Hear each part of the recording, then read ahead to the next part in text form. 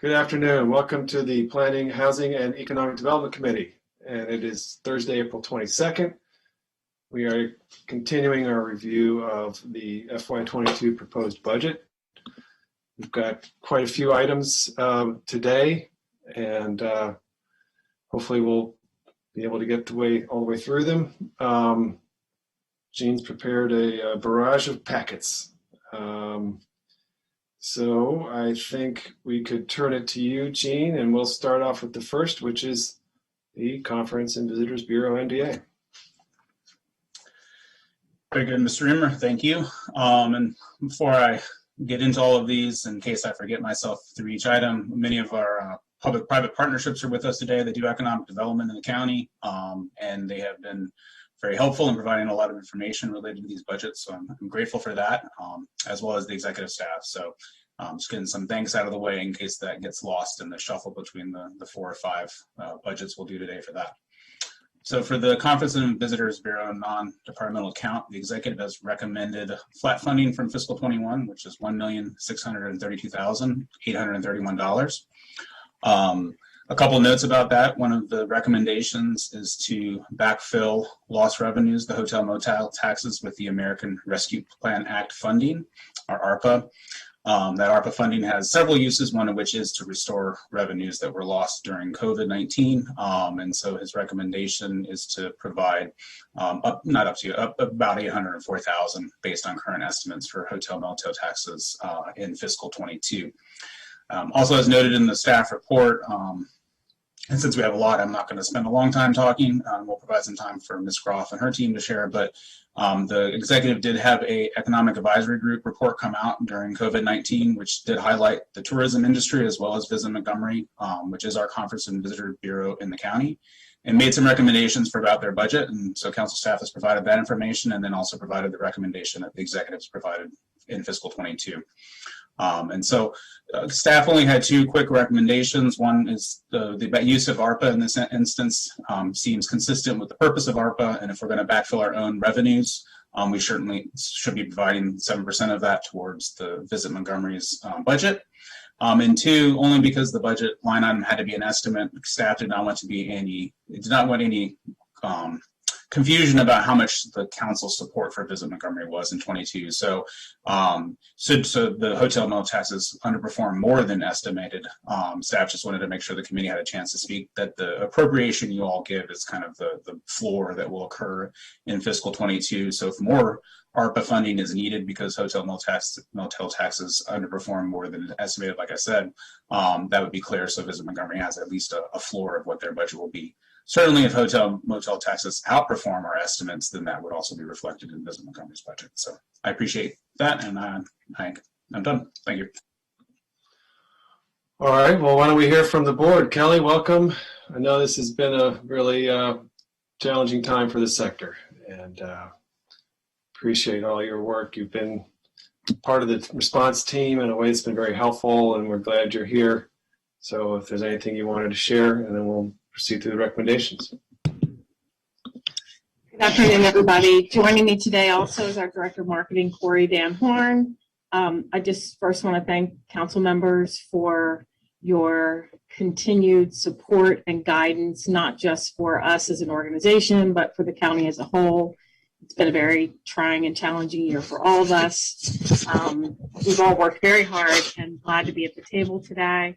Our staff, I want to thank too for hanging in there with me through some really tough times. We've been through pay cuts, furloughs, unemployment. We have a layoff. So the staff that's remaining, I just can't thank you enough for all your hard work. From 2015 to 2019, we were experiencing great growth. We had 13.5% in visitation growth, 10.4% growth in visitor spending in our economy, and 6.3% growth in employment.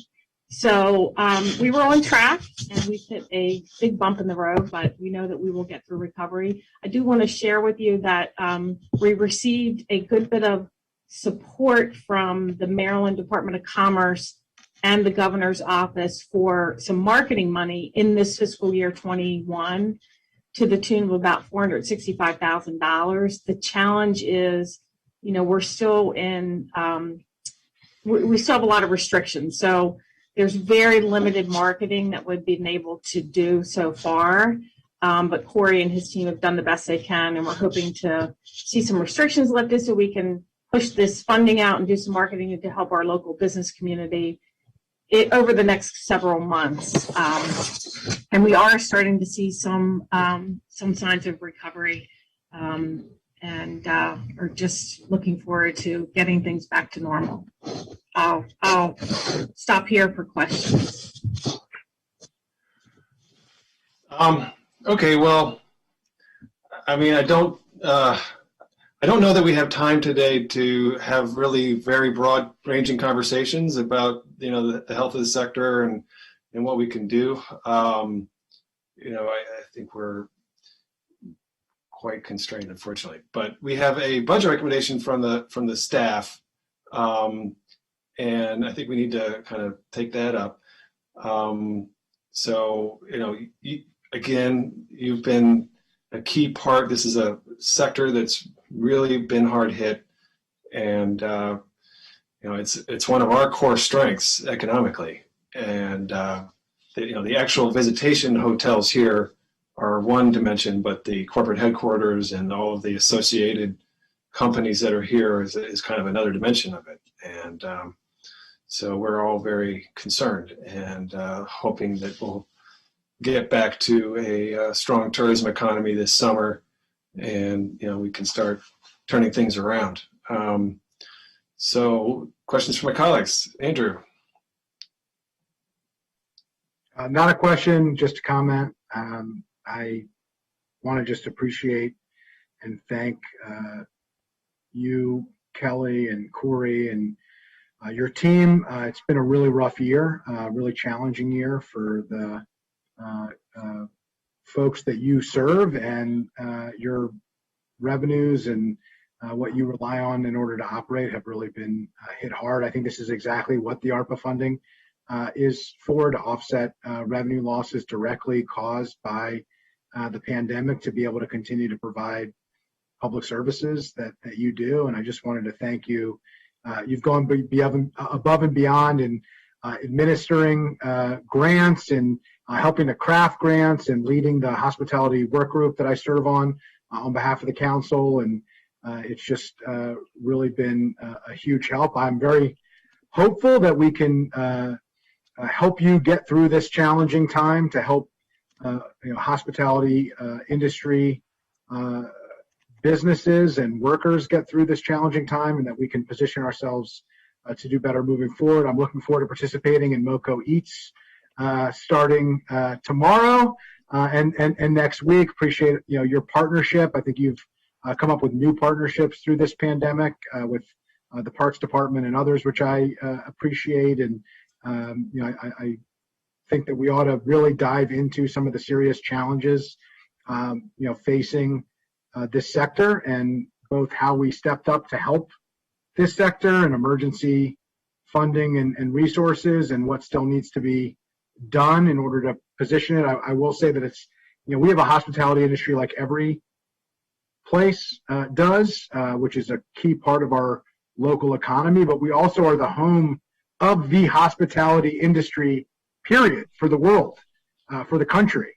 And so this is really, our, homegrown business, our homegrown industry. In many ways, the hospitality industry of the world comes back to the DC region broadly and Montgomery County specifically. And so we have a lot of work to do in this arena. And I think that Visit MoCo is going to be at the center of it. And there's also so much more in terms of experiential opportunities, some of the activities, Corey, that I know you were working on prior to the pandemic that I was excited about, in terms of brewery tours and other things that couldn't be done because of the pandemic, that I hope that as we get more people vaccinated and are able to move forward, that we can do. But hopefully we can schedule a time to talk about how do we survive the pandemic and then thrive as we come back out of it.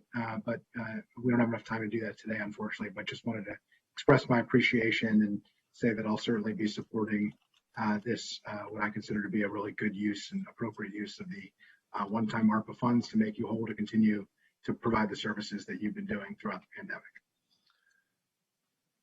Yep.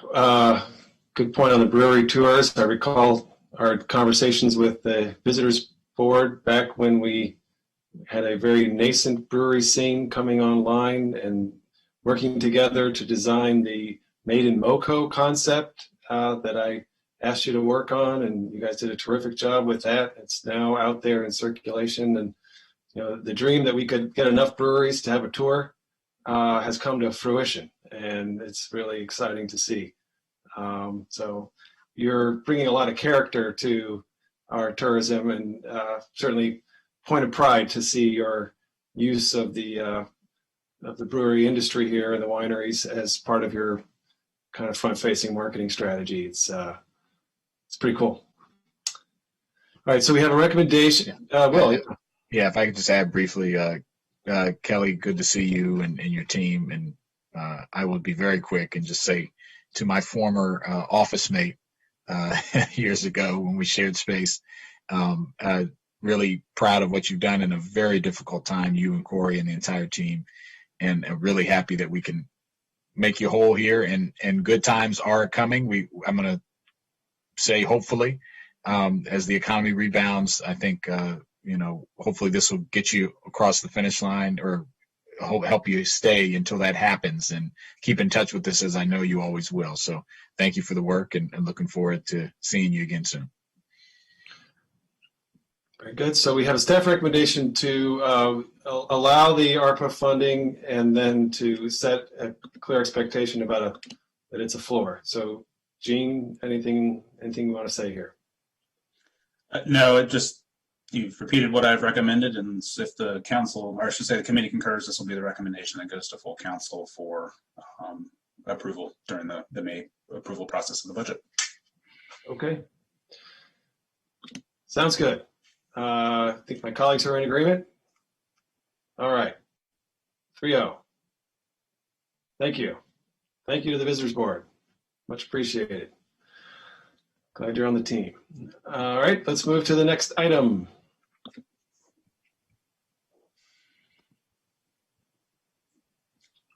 Do you want me to go ahead, Mr. Reamer, or I wasn't sure any introductory remarks? Good question. We've got, all right, I see we've got our cameras coming on. We got MCEDC. I guess there's a couple of points I wanted to make. First of all, welcome. Thanks to the EDC. Been appreciating your work. There's a lot of really important projects we're working on together. I just want to. I'm loath to say it, but we got the Inspector General's report this week, and we're going to work with you, and we're going to ensure that issue is resolved. So I know you've responded, and you're going to make some changes. So I don't think we need to go into that in depth, but just wanted to feel it's appropriate to note that. And thanks for collaborating with the Inspector General, and we'll make some changes and get that behind us. To the substance of the budget strategy, I don't know. I think one point I just wanted to make. I'm excited to see some of the new programming we've on tech transfer. I noted the new partnership you formed with the Federal Tech Transfer Consortium, the Technology Consortium. And I know that is a result of the conversations that we've started here at the PHED committee, going back to our tech transfer, symposium essentially that we did, that you helped, MCEDC organized in September 2018 at the PHED committee's request. So, there's a lot more to do this coming year on those issues, and we had a great conversation here recently, getting presentation on the federal engagement strategy. I'd like to see more about where that is in the work program. It's a little less clear to me. So I don't know if I could hear at a top line level today how you're going to handle that. But I think we need some more specificity there that we might want to try to pin down, in this budget. Beyond that, I mean, MCEDC has been administering a lot of our pandemic relief funding that has been very helpful, providing really strong execution there, much appreciated. And, we're in the midst of an economic shock that is, at the one hand, is causing devastation for a lot of small businesses. On the other hand, we're seeing a surge of investment and growth in other sectors. It's a very, it's a big example of what you might call the K-shaped recovery, diverging paths. Some businesses really hard hit, having to reinvent themselves, and other businesses, taking off. So we're going to have to hitch our star to the, or hitch our wagon to the part of the economy that's accelerating and growing. We are the centerpiece in many ways, not fully, but we are a centerpiece of the pandemic response globally. And companies that are here are a major factor in the pandemic response and testing and therapies and vaccinations.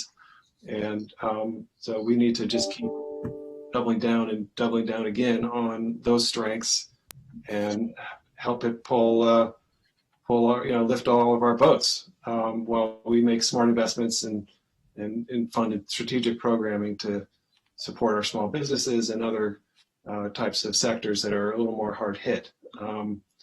So we've got a big job ahead of us. Why don't I turn to my colleagues for some comments, and then we'll dive into the memo. So, all right, Andrew. Okay, I was going to go to Will first, but go to Will first last time. But you raised your hand first, so go ahead, Andrew. I did text you, but that's okay. I'm sorry. I'll go second. Go ahead, please. Actually, I don't see a text, but I got one from my chief of staff. But since you texted me, go ahead. Will, you're up first. Oh, it didn't go through. Not a competition. Go ahead, please. Yeah, I know. The other Hans. So thank you. I guess we'll get into the packet. I just wanted to make some, a general statement in hopes that it can be addressed when we turn it over to Mr. Wu and his team. We have gone through this before. I feel like deja vu with the rollover here of the extra money as far as what's left over. It's anywhere between $1 to $2 million a year usually.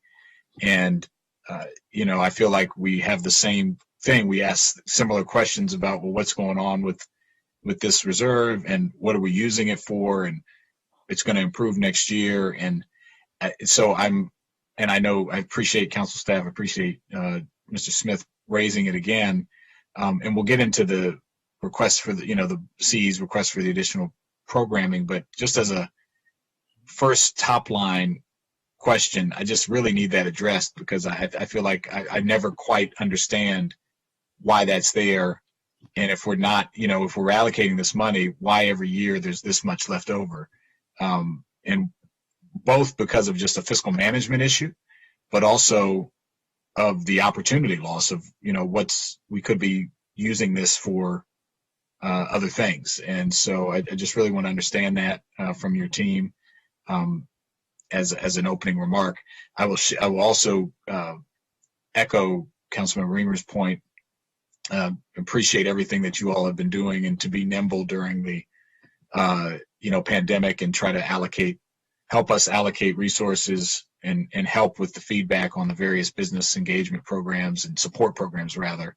And really appreciate all that work. So I'll pause there. I do have some questions and thoughts about the proposed increase, but I'll wait until we get to that portion. Okay. So Andrew, and then, I will be mostly looking for a hand wave on the screen if a participant wants to say something. At times I'm looking at the packet and I'm not looking at the screen. So, keep that in mind as a possibility. Do you want to allow them to respond to the questions, or do you want me to just make some initial remarks and then we can? Oh, yeah, sure. I think Why don't we? I'm happy to allow them to answer, and then I can go. Right. Mr. Chairman, please let Councilman Friedson make his remarks, and then we'd be happy to address the questions in totality. Okay, let's do that, and then yeah, you can show your opening comments, and let's go right first to Councilmember Joanna's questions. Yeah, appreciate it. I just wanted to highlight in particular the grant programs. It really has been a partnership between MCEDC, Mr. Fletcher, and the executive branch, and it's not just Mr. Fletcher. I see Ms. Salem has joined, and finance, county executive's office, and I've been working closely with some of the recovery work groups on a number of them. I will say that in many of these grant programs, we had a lot of challenges for getting funding out to the folks who needed it most. And MCEDC, quickly became a really important partner in that. And I'm not sure we could have gotten many of these grant programs out, but for this partnership. It's not something that if you had asked me before the pandemic of a core competency that MCEDC does, but it turned into a core competency that you were able to do. And I think that it really was helpful. I will say there are also a number of challenges with the time at which it takes the county to distribute funds for these programs, and the flexibility that MCEDC had financially really did come to help us move forward with that. I think there's a number of questions, some of which colleagues have raised that we'll talk through, including the fund balance and including some of the new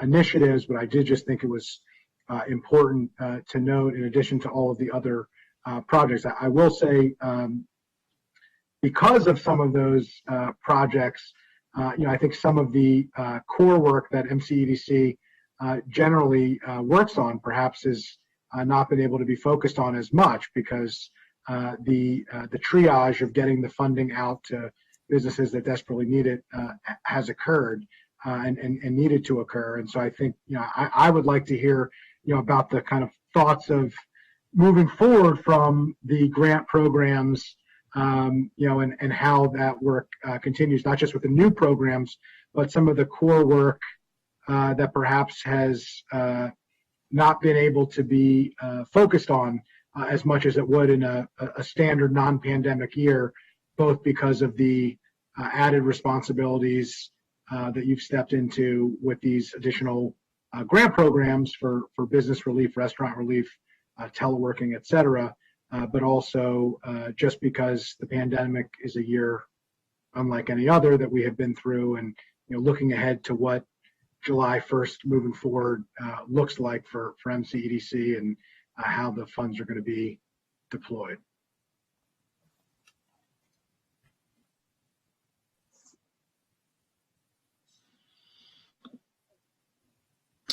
All right. Do you want me to go ahead and go through the packet before? Well, no. Okay, that's fine. Why don't we turn it to? Sorry, Andrew. Did you have a question there, or you were just making a comment? Apologize. No, I was just making comments there. I think as we dive into questions, I likely will follow up with some questions, but I wasn't asking any specific questions. All right. Why don't we welcome MCEDC? We'll ask Ben to share some comments. Have Ben address Councilmember Joanna's questions, and then we'll go into the packet. Well, thank you, Mr. Chairman, and Council Members Friedson and Jawando for your past strong collaboration with MCEDC. And I'm pleased to be joined today by our MCEDC Board Chair, Robbie Brewer. Hello, Robbie.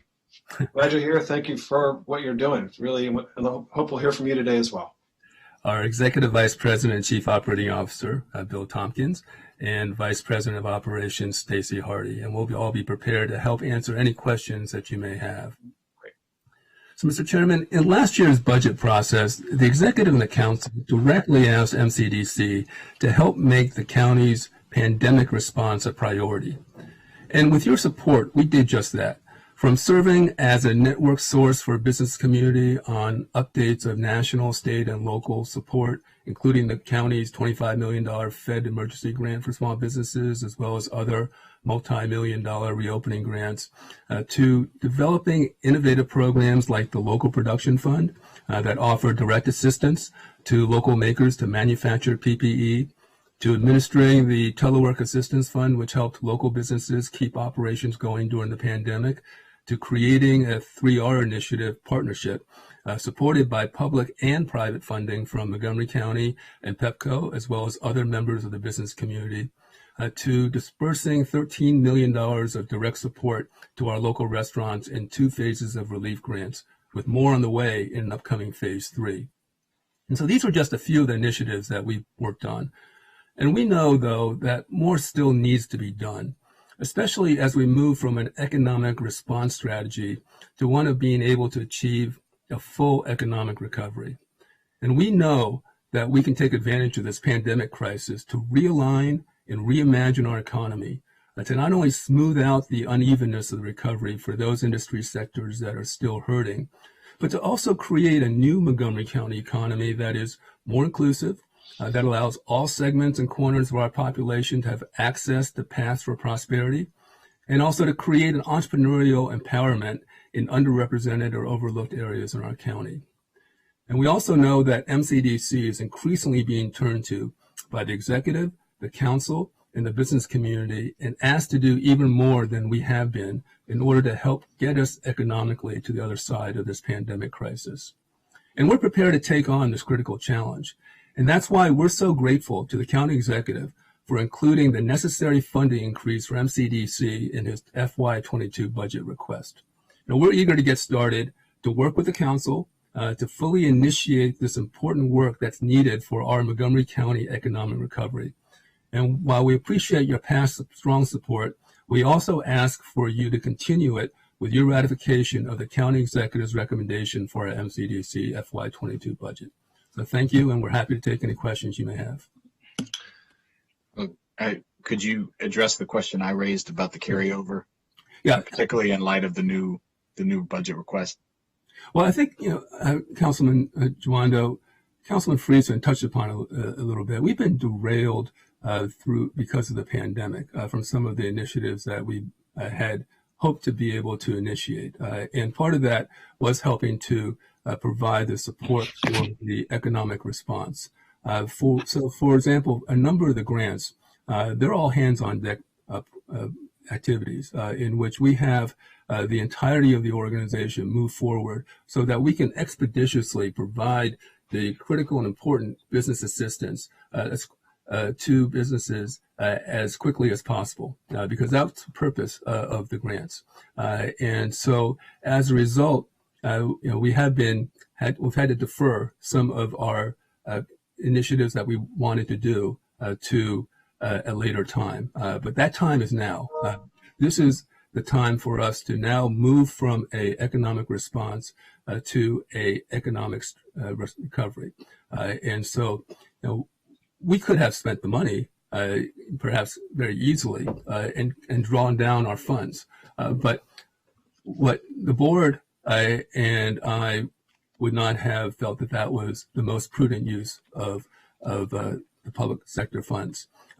What I've always instructed the staff as we move forward on creating new initiatives is to look for points in which we can continue to leverage and partner with organizations and other entities, so that, especially within the business community, so that we can tap into their funding and also leverage their assets and resources as well.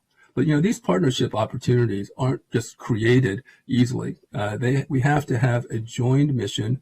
We have to have oftentimes negotiations in ways in which we can work together and collaborate towards a shared goal. But we are in the midst of moving forward with a number of new partnerships.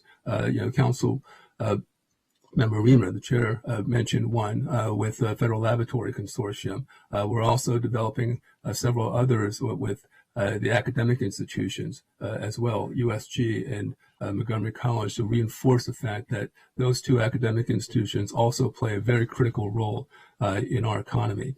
So, the surplus, while been easier to draw down, I think that our criteria that we are looking for in terms of how we spend the MCDC funds that we've been appropriated, it requires us to do a bit more due diligence than just drawing down the funds. Additionally, we've been operating over the past year or two, into FY22 with a $6 million expected budget, even though we've been appropriated only $5 million over the course of the past several years. So the rollover may not be as we had fully anticipated, but we've also drawn down this amount greater than any other year this year.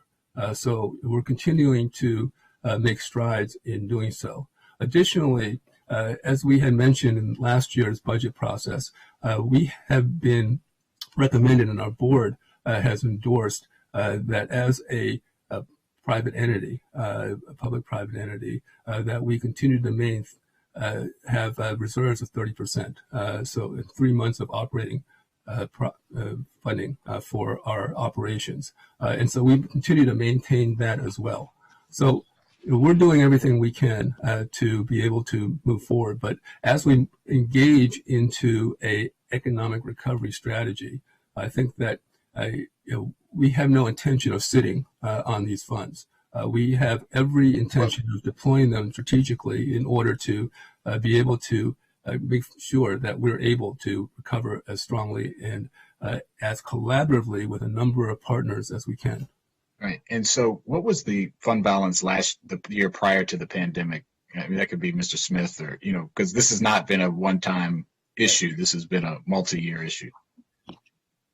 I was just going to elaborate on that, if I may. Please. We've had a fund balance carryover as high as $2.5 million in the past. Last year, it was down just over $1.5 million. And for the fiscal year we're in, after the $900,000 reserve fund, which we've demonstrated we needed to have for cash flow purposes, we're down to a carryover of $300,000.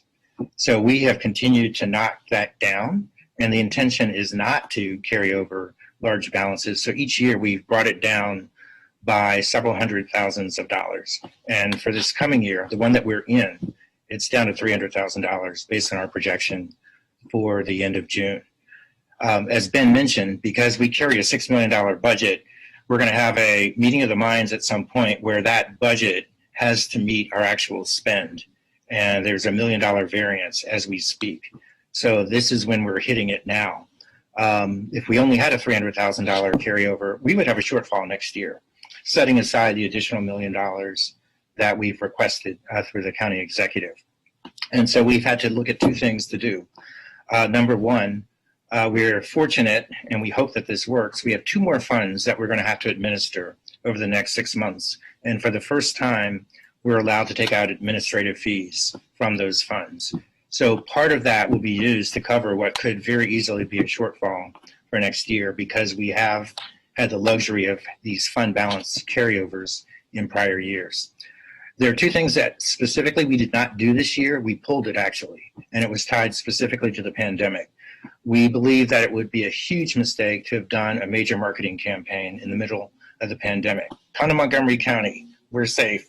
We did not do it. And that's a fair amount of money. That is a carryover.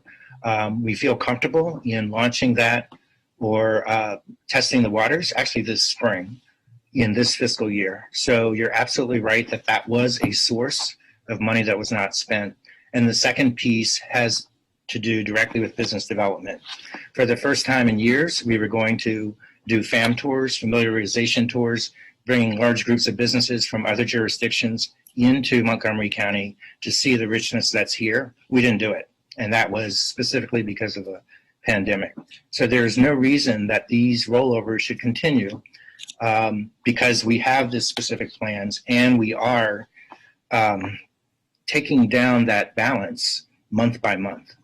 And I'll be happy to walk you through any of the details. Yeah, I appreciate that. That's helpful. We can continue the packet. I have more questions later, but thank you. That was Ms. Tompkins in particular, both of you, but the specifics on that were very helpful. Thank you.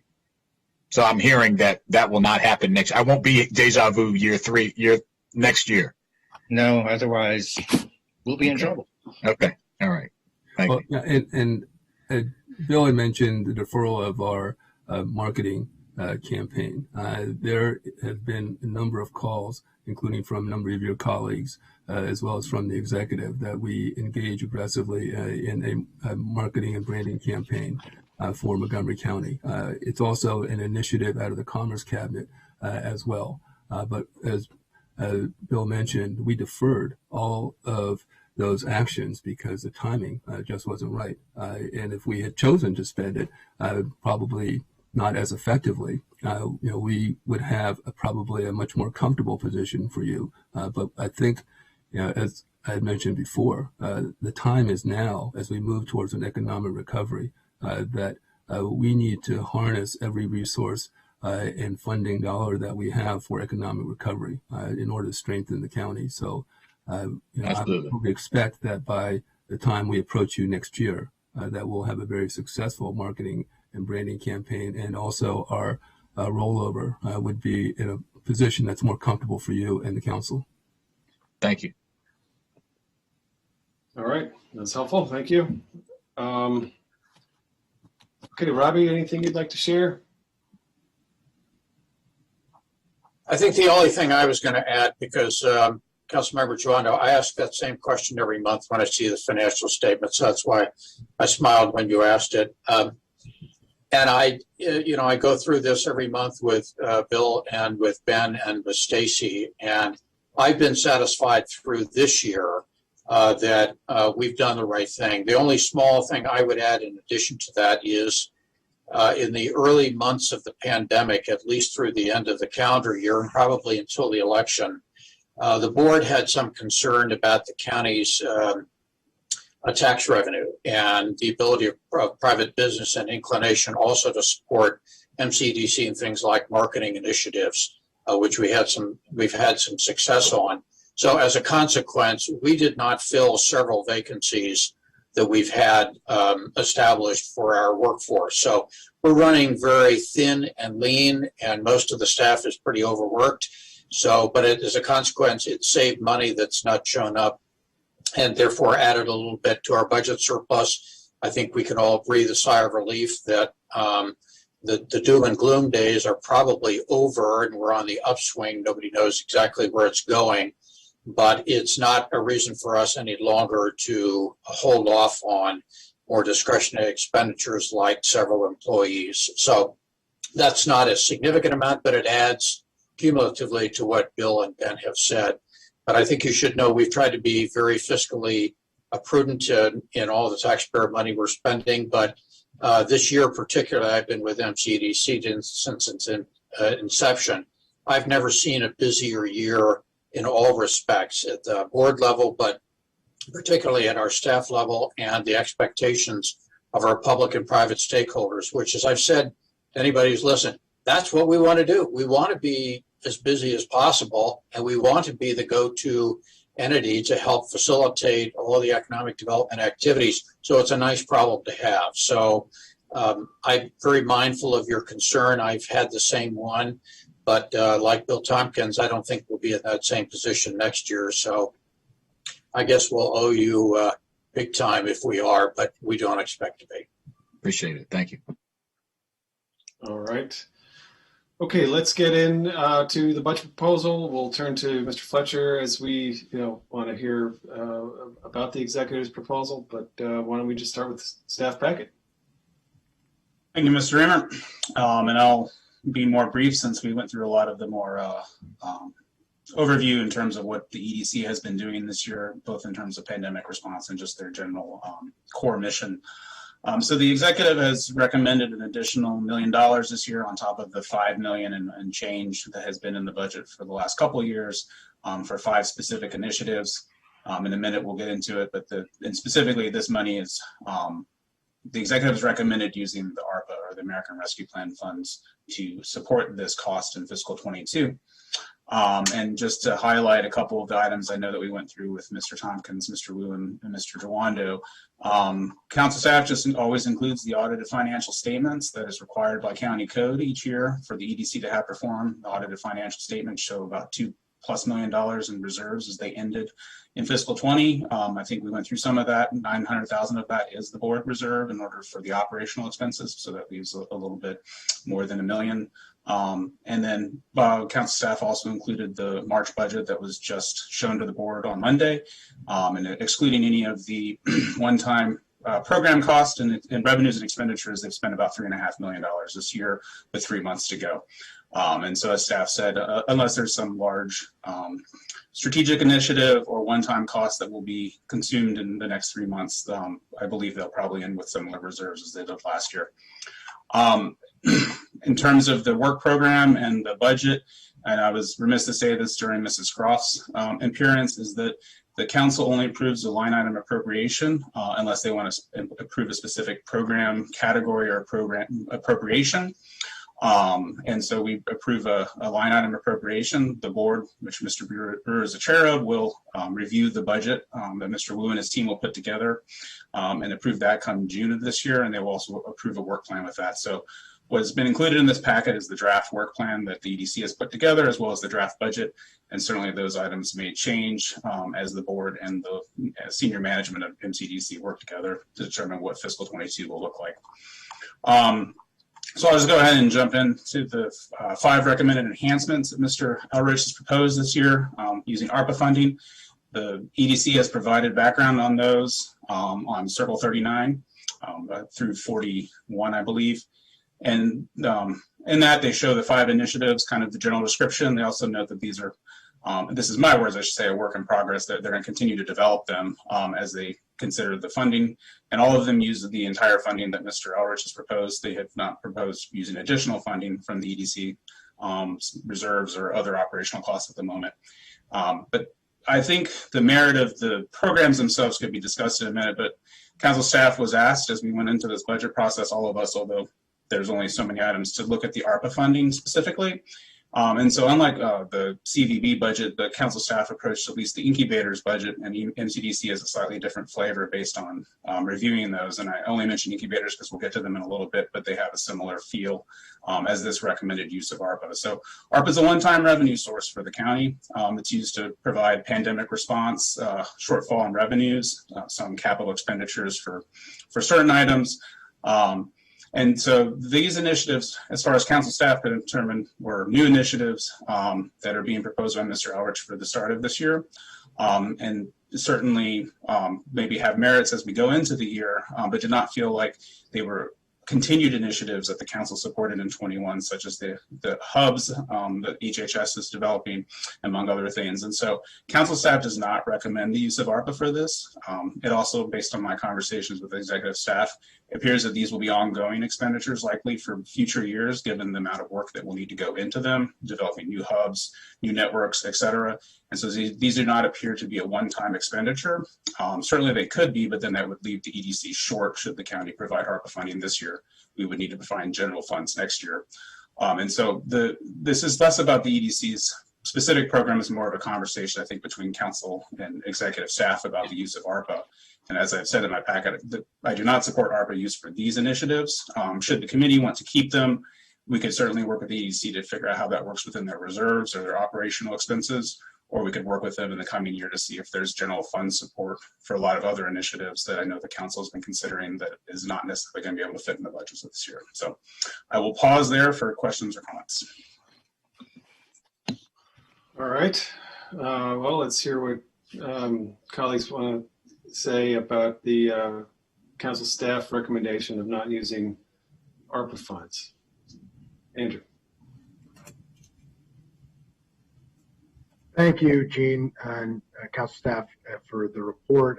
I've made a big issue out of ARPA funds and believe that it's really important that we not create challenges by using this one-time infusion of federal money for ongoing expenses.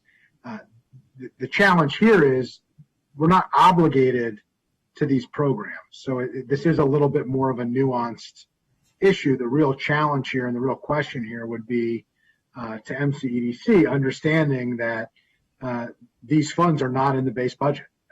Things that are being funded out of ARPA funding would have no, nothing's guaranteed, but would have would not start in the base budget for FY23 and moving forward. And so, my question for MCEDC was just would be to make sure that there's an understanding. I doubt that you were involved in determining what the funding source was, for these revenues. But for me, I just think it's important that MCEDC understand, what this means, and that we have a discussion about this, because, ultimately, if this is funded through ARPA funding, that would mean that your base budget starting the following year would start at your FY21 level, and any increase would have to begin from there, which is probably different from what was requested and expected, but given how the executive branch has chosen to fund that. So I just maybe turn to MCEDC on that, get your thoughts and feedback on what implications that would have for MCEDC and views that you would have on it. Just understanding that the funds would run out at the end of the year, when these funds are expended, and would not be part of the base budget. Well, thank you, Councilman Friedson, for offering clarity on that.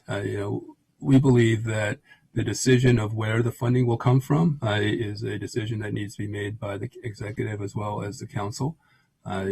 We recognize that the importance of economic recovery is so great that we don't want to weigh into the conversation and the decision and potentially endanger this important funding that can help support our economic recovery. So we appreciate the clarity on that. We hope that the executive and the council can come to some sort of a compromise and agreement moving forward, and EDC will hope that we can be able to, at least for FY22, receive this expenditure and then work with both the council and the executive moving forward for any FY23 issues as they come.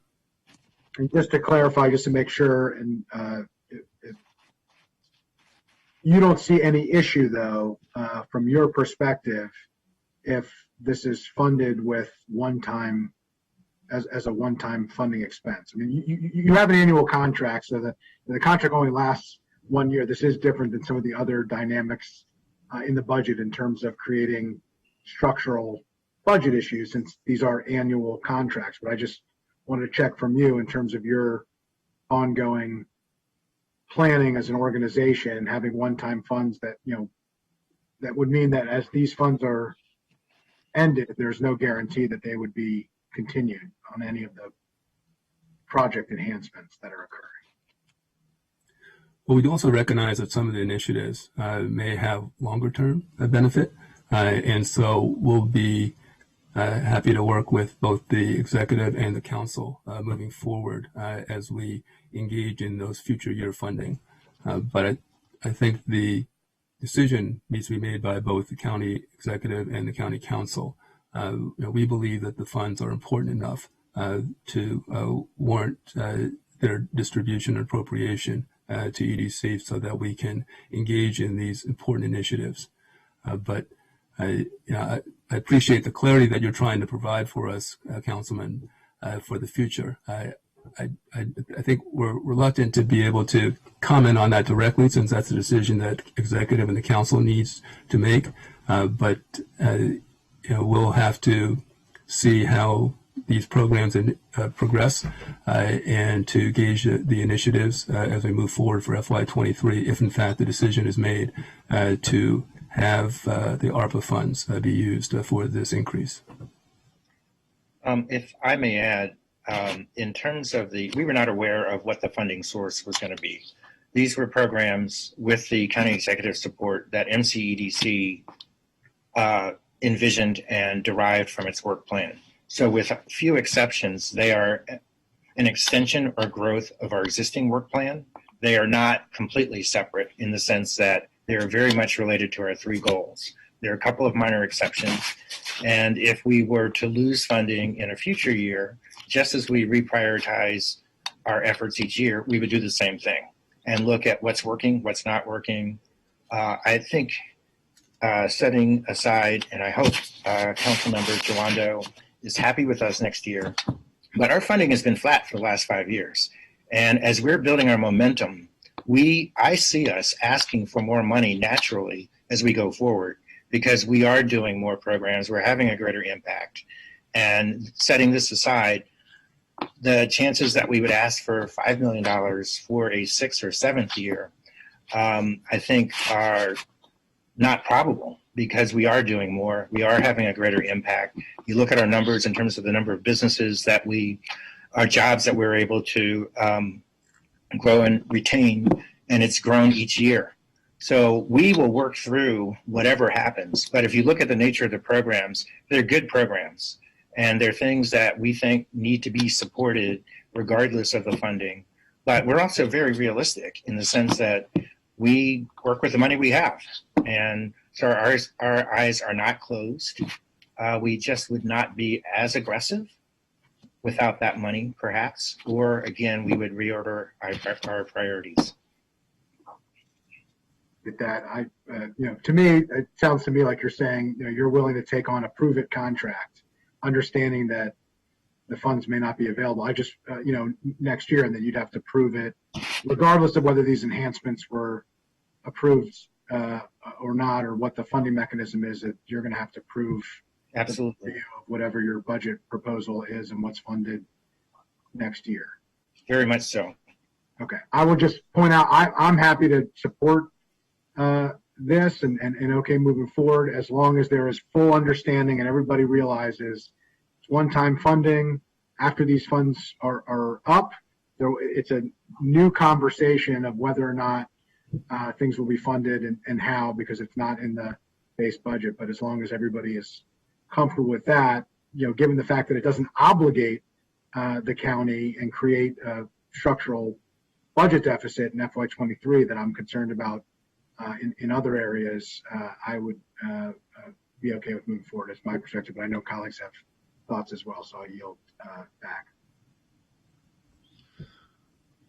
All right, Will. Yeah, I appreciate it. I share the concern about the ARPA funds, and I would like to hear from, Mr. Fletcher about Mr. Tompkins said that wasn't their decision to use ARPA funds, so obviously it was the executive's decision. So or Ms. Salem, OMB, or Ms. Fletcher, some combination about that decision. That's one issue. We've got a lot of things we need to spend ARPA funds on to come back strong. Certainly investing in our growth and economic development in an equitable way is absolutely important. The problem I have here is connected to the last conversation, the fund balance issue over multiple years, and I appreciate the explanations and the improvement. I do. The fact that we're saying we're going to use one-time money, and then the issue of the programs themselves, all well-meaning. The one with the minority chambers seems a little odd to me. I don't know why we wouldn't just fund the minority chambers. I know who they are, and as opposed to doing a pass-through, that aside, I have some concern about that in particular proposal. But the idea that, if we're going full steam ahead and we're going to spend down all the $5 million, do some pilots of these, come back with some evidence, and then let's really see where we are and have the budget be increased, going forward. So I guess I would modify, to Councilmember Friedson's prove it. I would like you to prove it with the money you've got, and so that's my concern, my challenge here, putting all that together. And then let's be honest, Councilmember Reamer mentioned this at the beginning. I know the person who did this is gone, but the IG investigation about funds not being spent totally appropriately, that is before us right now, for better or for worse. And I know that I guess at some point you all are hopefully going to address what you're putting in place to deal with those at the appropriate time, those recommendations. So I just think all that for me gives me pause to go up 20% in the budget with one-time funding when we've had a fund balance. You just add all that up to me. I'm not comfortable right now. And so I guess maybe we start with Mr. Fletcher and Ms. Salem about the decision to use, the ARPA funding, and then we can go from there. All right. Good afternoon, Councilman Jawando. Great question. And I'll let Ms. Salem talk about the details of their decision to use ARPA funding. But what I'll say on behalf of the county executive is, the money that is being used to support their programming, we fully support because we understand what they're trying to accomplish and get the county out of the position we're in based on the pandemic. The money that is there that we are trying to take advantage of is one-time funding. And I think that we all understand that and we've all discussed that. But it is money that we need towards a very specific area of our county government, which is economic recovery, to get it back up and even excel at past a place than we were before. So taking advantage of that, I don't see that as a negative. I see it as someone helping us getting back on our feet and then moving forward past that.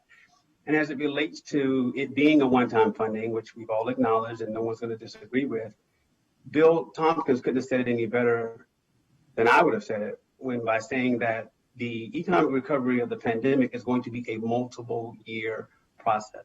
And the fact that we got free money this year is not going to change the fact that we might need to invest more next year that is going to come out of our coffers as opposed to a federal resource. So I feel like we are very fortunate to have this one-time funding. And I believe that's how the county executive looks at it. But Ms. Salem deals with more ARPA funding in more areas than I do, so she might have more insight. Good afternoon, council member. Yes, I think Mr. Fletcher sort of explained a little bit. For the ARPA money, it sort of came later. During the time when we make the budget recommendation. And so by looking at the ARPA legislation that allowed the fund to be used for economic recovery. So I think the county executive determined this is sort of opportunity as an investment for county to use the fund to support the kind of programs or initiatives that brought forward by MCEDC. And that's how we decided this, even though it's one time, but it's the investment that is allowed within the ARPA legislation. And we are still waiting to get more detail in terms of the eligibility use. And once we have that information, we will share with MCEDC. But based on the information that we have so far, we believe this is a great opportunity for us to invest in those kind of activity and to support, to bring direct benefits to business and the residents in the county. Okay. On the programs themselves, was this, let's just start with the one that it seems a little off to me as far as the Support Inclusive Economy initiative. Obviously, we all want an inclusive economy. We know, businesses of color, women-owned businesses hit particularly hard in the pandemic. Was this developed in partnership? Because this is the first time I'm hearing of this, in partnership with the chambers of commerce that represent people of color in the county, and why wouldn't we just fund them directly to improve their membership and participation of minority-owned businesses and to make those decisions on their own? So could someone answer that on the programmatic side? Sure. I'll be able to say something before you say something. Go ahead, Jerome. So Councilman Jawando, based on my experience since I've been working with the county and these type of budgets, the county has gotten away from us sort of providing these sort of sponsorships because there was also a situation where we were trying to identify who was the owner of providing those sponsorships. So the county itself has shied away from those. And the fact that I think that since Mr. Wu has been there and, Bill Tompkins has been there, they have tried to help meet us and some of those expectations where we've gotten in the executive office from those particular organizations to help them at various points in time. So from our standpoint, it looks like they're making a very intentional effort to concentrate this sort of funding towards that target audience. Sorry, Bill. Thank you. Councilmember Jawando, this is not a pass-through. We support those organizations now. to a limited extent. We would like to support them more. But I would like to say that at least among 2 people on our staff, 2 of whom are on this call, 3 of us are people of color, that one of the things that has always bothered us, some of us, is that the infrastructure and the sustainability of certain organizations is not as strong as it needs to be. And we wanted to take advantage of the opportunity to provide either direct funding or incentives to build the infrastructure of those organizations, because their programming is not as strong as it could be. The membership is not as strong as it could be. Sometimes they're one-person organizations.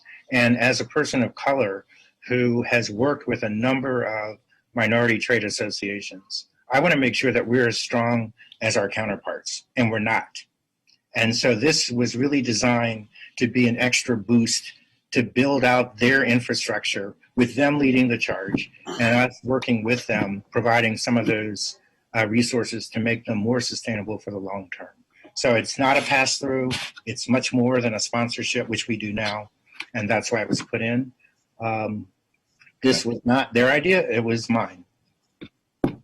And also, if I could add, Councilman, there's also a tactical reason for us to want to pursue this initiative. At MCDC, we are a public-private partnership, and we know, given our limited funds, we cannot do it all, that we have to rely on external stakeholders and partnerships developed within industry and the business community. Recognizing that some of the ethnic chambers have not been as strong as they could be, we want to strengthen them so that they can be sources of support for us and to be able to increase their membership in order to strengthen our network. And in doing so, we can have a stronger alliance of all the chambers, including the county chamber and the local regional chambers and the ethnic chambers. And so for us, there's a tactical benefit to making sure that the ethnic and minority chambers are as strong as they can be, because at this point, quite frankly, we don't think that they are where they could be. I appreciate that. And, the would be, it's not going to be effective to be able to create the tactical linkages and strategies that we would like. And so that's how the initiative was created and crafted. And what is the $100,000? I mean, some of this is I appreciate what Mr. Tompkins in particular said, and what you just added, Mr. Wu, about wanting to strengthen the organizations. I already, I would hope that as I think it's already part of the goal that we would want to see happen, and a role that you would play. What is $100,000, or I think it's 100,000. Is that, yeah? What's that going to do? How is that going to be used? And I had this with all of these programs. I guess, I would want to see a little more proof of concept, but if you could just, for this one, how is that going to hire one person to consult with it? Like, what it's going to be mini grants, or what's the actual, and as I look in the packet here, there's not a ton of explanation about what this is. Well, there are 2 things. And I will, the reason there's not a ton of explanation is that because some of these programs are new, we did the outline for them. We're in April, and we are testing different kinds of concepts in terms of what will work best and would have that business plan if this money is approved. So I think it's a little bit of a challenge to go from a concept to a detailed business plan before we know whether it's going to fly. But more specifically, it's going to vary by organization. As an example, it costs money, as we're finding out, $15,000 to build a membership database. So in some cases, it's resources. There's no training. There is no cash flow to allow one of the organizations to provide workshops and training programs. And so they need to be up and run. And depending on the organization, they're about $1,500 to $5,000 a piece. So you do 3 or 4 of them, and that helps their membership drive, because the members then have something to benefit from by being members. Right now, they don't. So each organization varies in terms of their strengths. It is not designed to add a person to the staff. While I did mention that many of them are run by one person out of their house. Each one is going to be very different. But membership is one, programming is two, training, by the way, is three. I'm working with a network just started out of Baltimore, where we're finding that with entrepreneurs, and the same thing relates to these organizations, they don't have the legal capabilities, their incorporation papers are not as strong, so they need to build that out. They don't have the marketing skills. And so part of it would be designed for training. But as Mr. Wu and I have discussed this, it's not a pure, here's the money. There has to be proof that they can do this on their own with our guidance and support, not where we're overseeing it, but where we are suggesting that this may be what's best for them. If you can go out and do this, then we're going to support it. So each one is going to vary. And we know that for all of these programs, they need to continue to be fleshed out. We just decided that we were not going to overinvest in them unless we knew that there was a strong probability that this funding would come. But they're not, they are very well thought out from a visionary point of view. And I think we are very good at putting together the detailed plans, as we have demonstrated in the past with other plans. New idea, and I don't think we've ever let you down in terms of not having something spelled out as we've rolled something out, whether it be the local production fund, the 3R program, which were designed from scratch. When we started them, we had an outline, but I think you would be satisfied, and we are proud of the outcomes of those programs and how well run they were once we decided to kick them off. Yeah, I mean, they're designed to be a little wiggle room as we move forward because we want to get the buy-in of these chambers. So, you know, we don't have full details because we want to be so rigid as to say, this is how you're going to do this. You know, our goal, bottom line, is to get these chambers as active and engaged into a network, an alliance, working with others and EDC. And so whatever can help strengthen them, and it may be unique to each of the chambers, we don't want to be so prescriptive that it's not going to be effective or that the funds won't be utilized as well as they could be. So, you know, there is an attempt to try to provide some flexibility, but the bottom line goal remains constant, and that's to strengthen the chambers in order for them to be an effective partner, not just with EDC, but with the other chambers as well, so that we can then have an effective network for business assistance, contact, communications, and also sharing of information. Yeah. All right. Use two quick words. It's not just chambers. It is, as Ben pointed out, it is networks and trade associations, not just chambers. I'm working with a group of Black entrepreneurs in terms of access to capital. And there's no group to pull together. So we've been trying to do that behind the scenes, but without any infrastructure. So it's chambers, networks, trade associations, and the list goes on. And I appreciate that, and I'll just close it because I don't want to take all the time. I just think, you know, $1 million on when we're trying to spend ARPA money, it's going to matter, and there's a lot of things we could spend it for. I'm not saying these aren't good concepts or ideas that need to admittedly be fleshed out more. With the fund balance and everything, I'd almost like to see you just push forward some of these under your current budget and then come back next year with some proof points in light of everything that's going on. But, you know, so you'll hear from my colleagues, but it just gives me some pause, but I appreciate the explanation.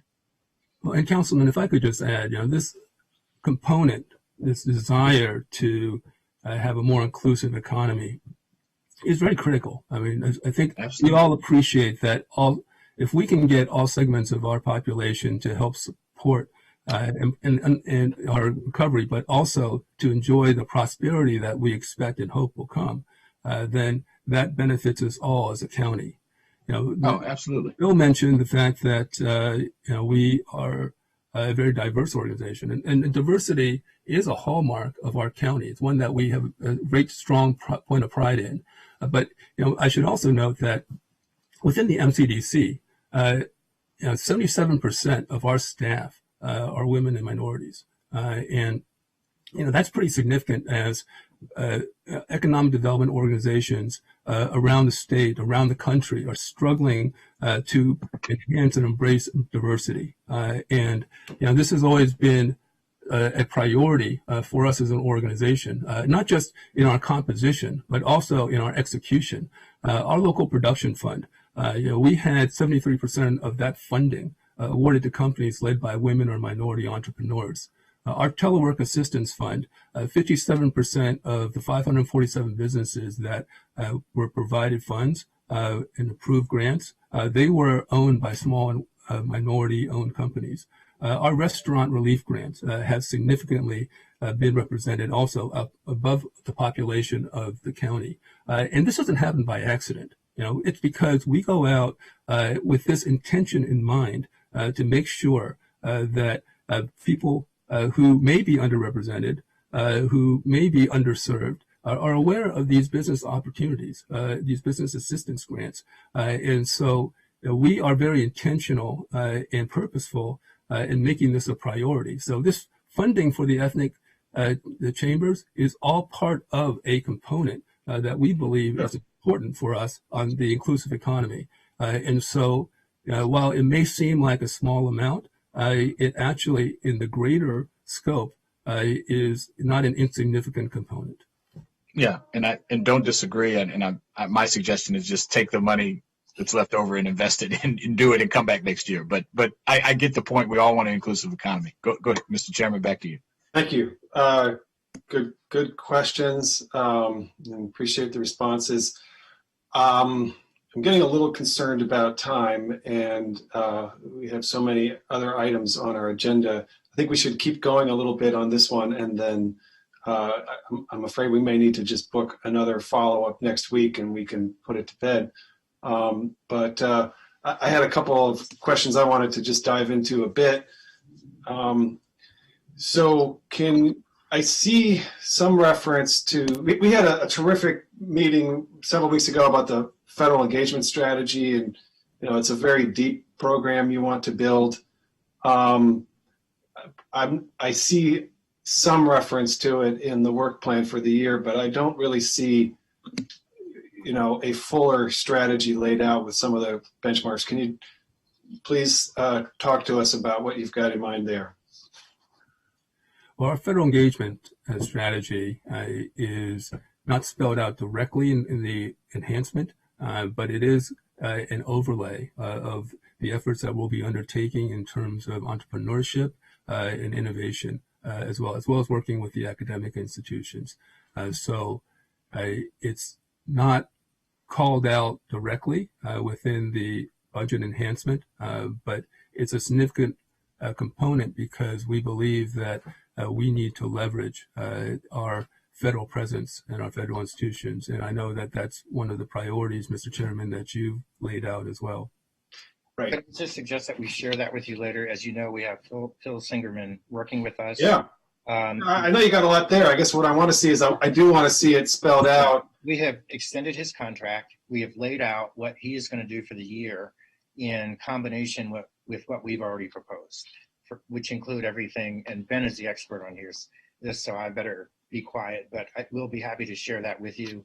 That is in writing. It's not as pretty as you would like it right now, but it is pretty extensive, including expanding partnerships. We're about to renew the NCCOE relationship, and the list goes on. Super. Could you please package that up and send it on over to me? And I'd like to just take a deeper dive. I mean, I would like to have your budget recommendation for this year have some clarity about what the deliverables are for that program. Mostly because entirely because I'm really excited about it. And I think it's great. And I think you've got an A team to work on it. And so I'd like to get a better understanding of how it fits in and what we will, use to evaluate progress over the course of the year. And what the expenditure levels are for it. We are spending more of our time today talking about the enhancements because that's a little bit of the nature of the budget process. But we're not going as much into your core or the 90% of what you do. We're talking about the new 10% that, or whatever the actual percentage would be, 20 maybe, but that's being proposed. So I think that it would be, I would like to get a chance also to pin down a better understanding of the full program. And I know we would like to talk in general about the White Flint initiative, and that could be a bit of a conversation. Could you tell us a little bit? I was glad to get your responses on Councilmember Juando's question on the Inclusive Economy Initiative.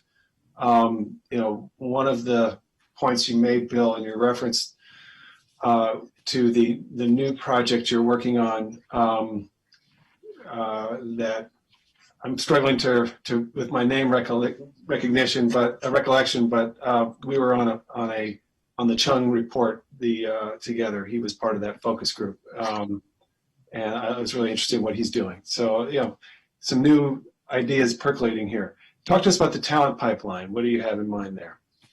There are two things. One, actually, we just had a meeting on this with Worksession Montgomery 2 days ago. There is not a talent pipeline network that is strong in Montgomery County. There are components of it, but it does not come together as a network.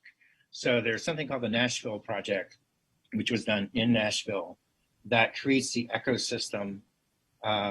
I'm sorry, let me back up for a second. That's related to entrepreneurship. But with the talent pipeline itself, that is a component of the entrepreneurship program. And we're finding that no one is connecting the dots, that there are things going on at Montgomery College, at USG, at USM, but we're not doing a good job of taking the business demand and the workforce supply and bringing it together at every level. The focus is on entry level and mid-level jobs, but quite often not at the level where many of our businesses that are growing need the help. There are no connections. And so what we would like to do is to make sure that once and for all, we build those connections, hardwire them, both in terms of marrying the true demand through a database and through the companies participating with us with the actual supply. And where there are shortfalls, to go beyond telling the universities, here's what you need to do with your future degrees, which is only going to pay off in 2 or 3 or 4 years, but also to work with those companies to identify competing, let's say, with Amazon. How are you going to get more data managers here? Do we have to go out to the cities where there are a large supply of people who have the talents that are needed for this shortfall and make it more attractive for them to come here, but with the partners, the businesses themselves being partners, not us just advertising, but they know best how to attract that type of talent. And in many cases, there needs to be a much more coordinated effort. So in a nutshell, it's building out the talent pipeline from beginning to end. There are some people, and I would support this, and this is where, to your point, these are not standalone projects, that they are multi-year. In talking with our board on Monday, how do we start with early care and education with the talent pipeline and then take it all the way through the PhDs? That's probably a little bit more of a stretch than we can do in the beginning, but we've got to get started. And so you talk to any company out there, and almost all of them are short of the talent they need. You look at all the success we've had in life sciences, they are still so short of people and the right types of people. And by the way, they are not all PhDs, but they're missing. And as a result, we're missing the opportunity to fill those jobs and to allow those companies to grow. Okay. Thanks. So I'm excited about that. I think talent pipelines are an essential component. I do want to hear a bit more about how you will weave into our existing workforce strategy, with the entities. I know you have an answer for that. We don't need to. We're going to have to move on to some of our other topics, and we'll come back to this. I'm going to ask for time on Monday, or if necessary, Tuesday, so we can, finalize. But back to the federal engagement, I guess I want to ask, maybe I'll turn to council staff about how to bring that out and have a little bit more transparency as to what we're funding and what some of our deliverables would be. Sure, and since if you're considering coming back to this particular budget on Monday, then or another day next week, we could ask the MCDC to come back with some deliverables as well as perhaps a high-level expenditure. As I noted in my pack, and I do every year, we only approve a line item budget, but certainly the council and executive through the contract can encourage certain like programs and or initiatives to be developed through that process rather than just leaving it entirely in the EDC's court. So that would be one way to do this. Okay. Why don't we ask you for that? If we could ask you for that, please. And for more information about each of these initiatives that you're seeking the enhanced funding for, that would be useful.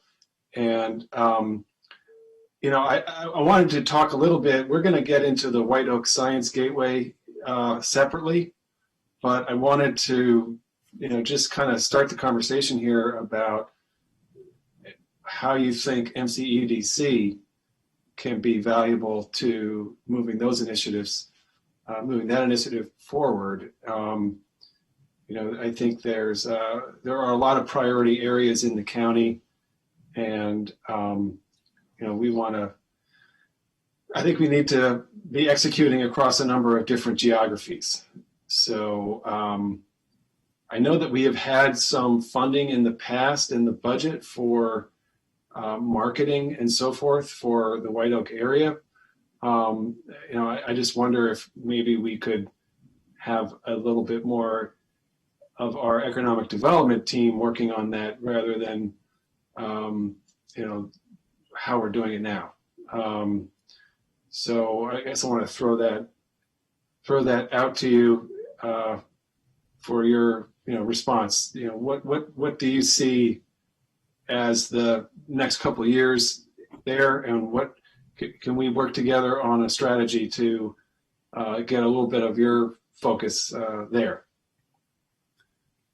Well, Mr. Chairman, if you're considering the White Oak Science Gateway, yeah, as including Viva White Oak, you know, we have been engaged with the owners of Viva White Oak to try to be supportive, and we brought clients or potential clients to that site.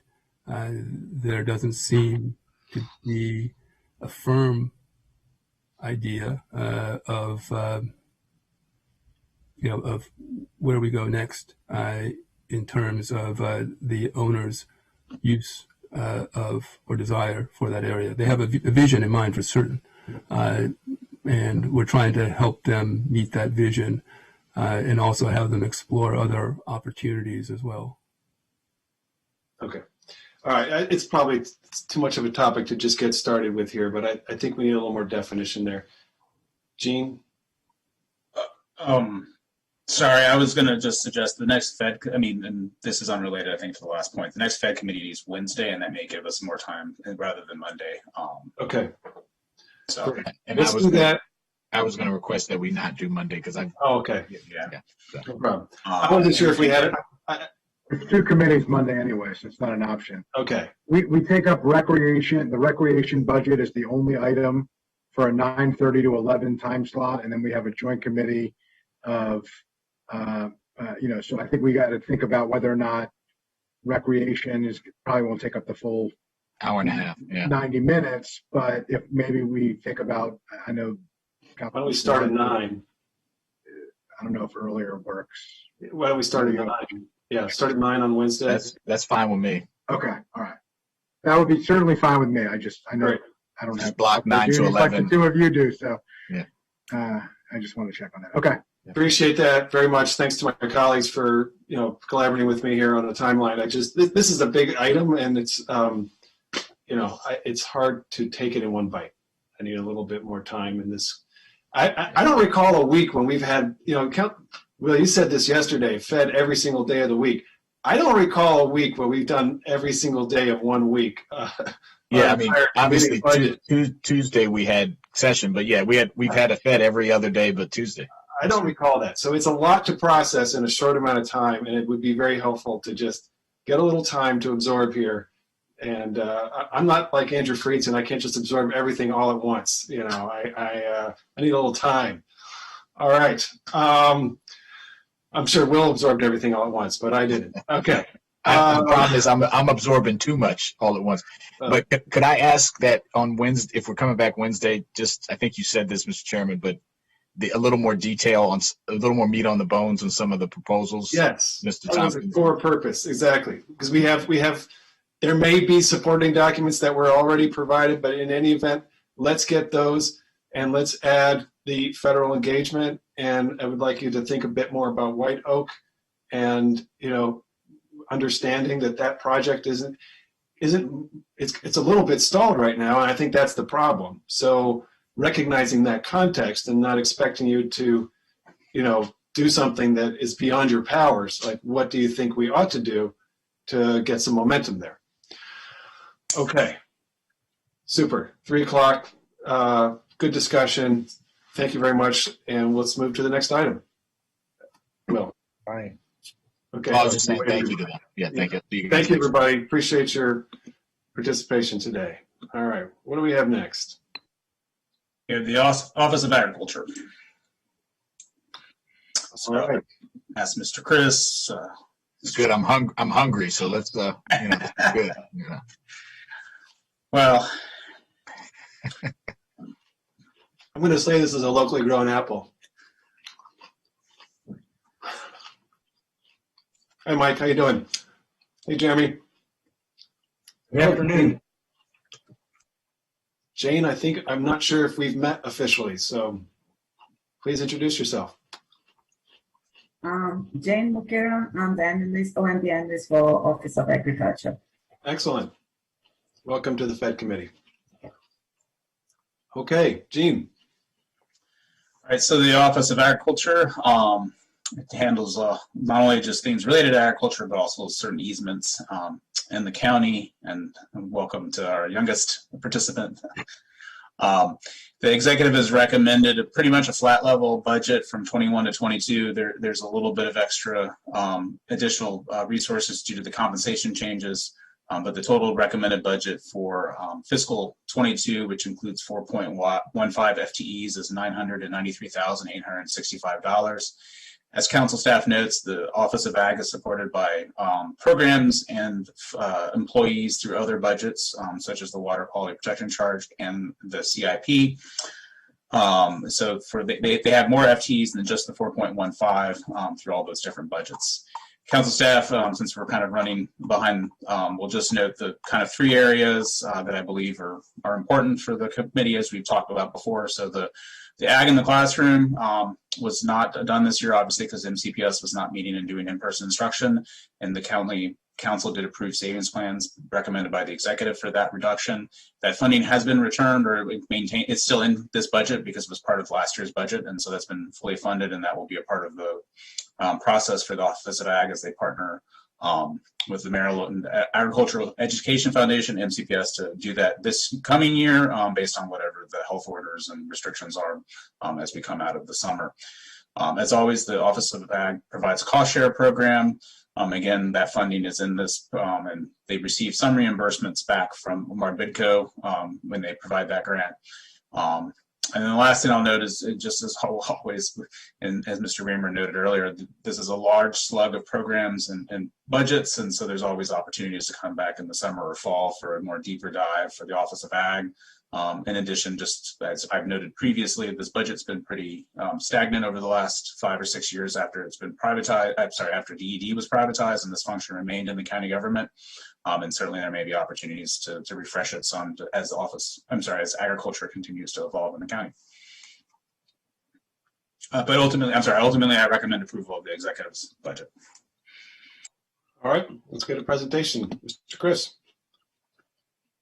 Thank you, Mr. Chairman, members of the FED committee, for this opportunity to talk about all the good things we're doing in the Office of Ag. During the pandemic, we had several programs that we suspended, the annual farm tour, the agricultural fair, legislative luncheons, bus tours that we do, the Ag Reserve.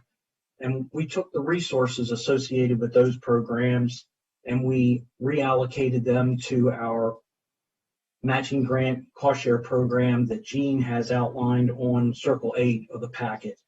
Wanted to thank Gene for his packet. Also want to acknowledge Mike and his assistant Naomi, who's with us today. But what I wanted to just also explain is that we were very appreciative of the FED committee in FY20, where you have recommended an additional $15,000 for our matching grant program because of the testimonials that we received from farmers that we're very appreciative of the limited dollars that we provide. On Circle 8, it clearly shows that we've had, in the last 4 years, there's 27 projects totaling $335,000 of combined state and Marbitco matching dollars. But what that little one-pager does not do is it shows that when you look at the farmer investment, where the farmers have to invest at least 50% of the cost of the projects, that takes the total investment into the local food economy up to $506,000. So our program really shows an excellent example of leveraging dollars. Just this week, we finished a progress report on the matching grant Acre program that we'll be distributing to everyone so that you can see the full summary of all the projects and all the farmers that we've provided assistance to and the responses that we have that's tracked. So the only thing I wanted to bring to your attention is that in FY22, as we look to the annual farm tour and the ag fair, legislative luncheons and the bus tours, if we do resume those programs, then we're going to have less money available for our Acre matching grant program. The Circle 8 shows that we had more projects in FY21 than the other 3 years, and we actually had to suspend the program in accepting new applications because of we ran out of money in FY21. So we're very proud of our matching grant program. You know about the Farm to Food Bank program, where we have 22 farmers that have signed up to grow local food in the county for people in need. Most of those farmers are recipients of the matching grant program, building capacity for deer fence or irrigation. Some of them are looking for cold storage and other types of equipment that farmers need in order to grow local food in the county. So I'll stop right there and see if there's any questions you have about our matching grant program. Okay, so again, to summarize, the matching grant program, it provides a match to the Marbitco funds? Yes, so what we do is it's a project-driven program. We formed a partnership with Marbitco. We, the county, match Marbitco dollar per dollar. Marbitco provides up to a $3,000 match. Each farmer is then responsible for incurring at least 50% of the project costs. So that $335,000, rounded it up, is just the total of the county and the Marbitco investment. If the progress report that we'll be distributing to everyone shows how, with the farmers' contribution, the total investment in the local food economy is $506,000. Okay. Andrew. Yeah, are we talking about the entire budget here, or we just want to talk about the matching? I think we're talking about the whole budget. Okay, I just want to make sure because I have comments on both. Well, first of all, I just want to thank the Office of Agriculture again. I mean, who far outkicks your coverage, and really with 4.15 full-time equivalents in a budget that has shrunk over time, not grown while needs have increased, has just continues to provide such a tremendous value to the county and to the ag communities. I just wanted to thank you for that. I am concerned about these matching grant programs and our ability to keep up with them as we come out of the recession. So I wanted to note that. I also think that we really need to think about the staff complement and the appropriateness of that staff complement, given what we're asking the Office of Agriculture to do. My understanding is the budget has decreased 1.6% since it was created, as county government has grown a lot in that period of time. And so this is an office that has disproportionately had to bear the brunt of cuts and has not been able to receive some of the growing benefits as the growth of the county has gone up. I think it's a challenge to do that right now. I would suggest perhaps both on the matching funds component and on the staffing that we look at those in category 2 under what we had addressed, which is to come back in the summer and look at whether or not there's resources available, whether or not we're able to increase them at the very least, because I think both are needed. I think it would be a travesty if either we couldn't fulfill all the matching funds as we have, or if we had to cut into other programs and services in order to fulfill them. Either of those are options. I know this committee, given how much we've supported the office and all the various programs in the past, wouldn't want either of those options.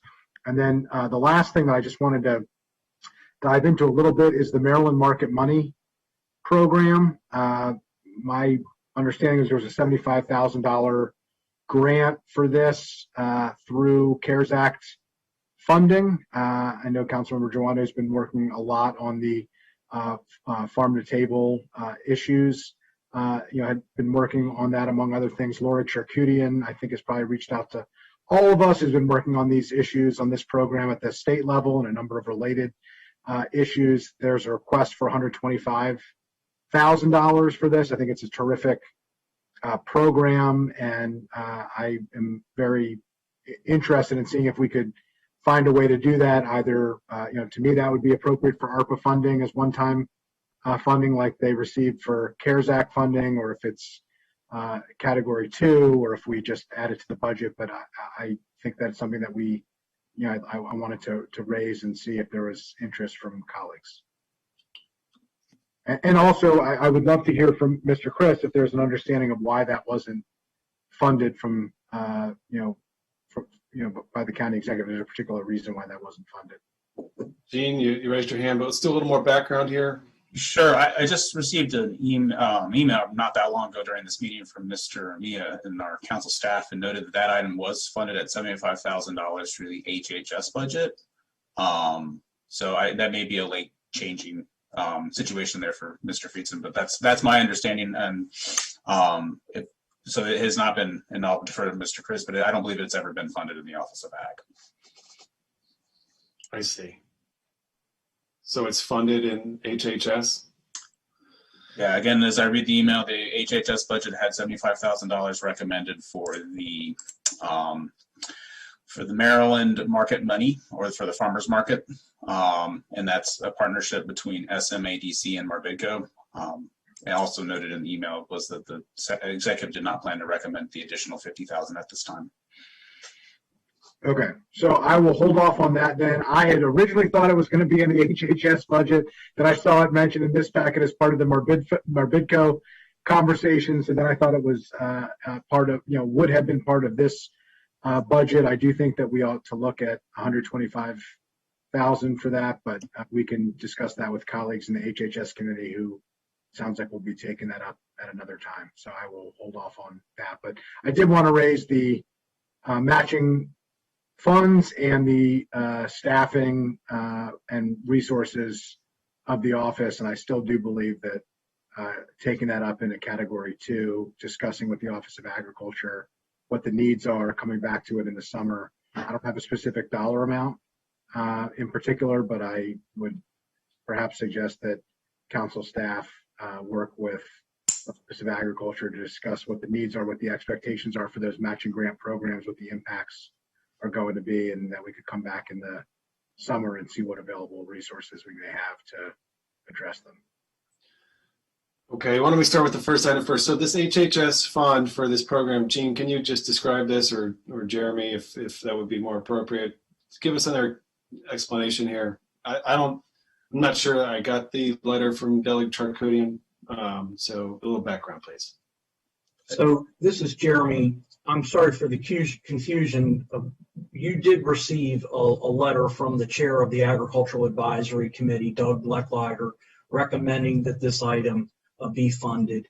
This item is not traditionally in the Office of Ag. It is in the Department of Health and Human Services, but it's an important part of the farmers markets that we do promote in the Office of Agriculture. The Maryland matching money is a really good program. It's another example of leveraging of money to increase the purchasing power of the customer that goes to the market.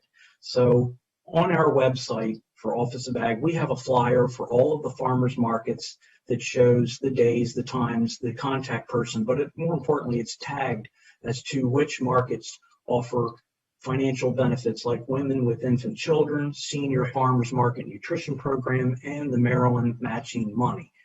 And so this is monies that are matched between Marbitco and also the county. And so it helps to take that individual voucher that the customer has, and it provides an add-on so that they can buy more products at those markets that offer that benefit. Thank you. Now that program I am aware of. That's great. Appreciate that very clear explanation. In fact, shout out to my mother-in-law who worked on that at the USDA, where she was a career employee. So there's an opportunity for it to pull down more state money if the HHS committee will recommend additional funding. Is that what I'm to understand? Yes. Okay, so maybe we send a letter from the Fed committee to the HHS committee and just encourage them to add those funding as part of the, or I would seem like. I was just going to suggest, I think that would be, I would strongly support that. Okay. So. I'm okay with that. Thumbs up to that. All right. So we'll make that recommendation to our colleagues. And then, yes, happy to come back in the summer and, do a deeper dive on the office and, what the needs might be. I will say I'm a little unclear on this idea that we're coming back into the summer. I don't know what revenue there is going to be this summer that, we don't know about. So I think we should all just be realistic about what the possibilities are. But, if there's something to work on there, we can certainly do that. All right, Gene. I was just going to say, to clarify, making both your comments and Mr. Friesen's comments. So council staff will add, unless the Fed committee was, the other two committee members were opposed to it, the category 2 for the Marbitco matching as well as staff. I'll work with the Office of Ag for a specific amount, but I'll add that to category 2. I think that's a slightly different than necessarily coming back for a deeper dive with the Office of Ag, given the time we have here. So both can be done together, but they also could be disconnected just to have a deeper dive conversation. How much is the Marbitco funding that is sought? Currently, sorry, I've got too many things open. Currently, the Office of Ag on Circle 7 is showing about $30,000 for this program, but that's part of their just general operating expenses, and so that there's a little bit of wiggle room depending on what they need to do, and that'll be up to Mr. Chris and his team to decide how best to deploy that in fiscal 22. But last year, the county they showed they provided a significantly more, $53,000. Some of that will be reimbursed by Marbitco, but that goes back into the general fund. That does not go back directly to Office of Ag. So there's sometimes a delay there that would make her where the Office of Ag has provided $53,000, but does not give that money back directly to use in their operating expenses. Can we get them to, can we redirect the money back? I mean, by spending it, I suppose we are redirecting it back. I mean, well, I think we can find out what the number is going to be that's going to receive back and appropriate it back, which wouldn't be category 2, to your point, Mr. Chair. Right. I mean, that's kind of what I was getting at. Yeah, that would be one way to handle it. I think so again, I think what you said, if I understood, was that you had some funding freed up this year because of other programs you couldn't implement, and so you decided to use those in the Marbitco. And so there's more money coming back as a result of that too.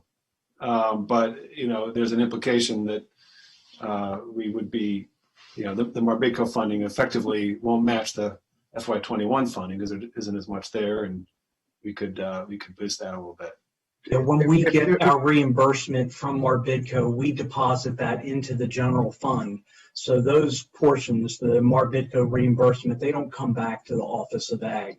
And so how do we do that? Can we include in category 3 the $25,000 or $25,500? $25,000.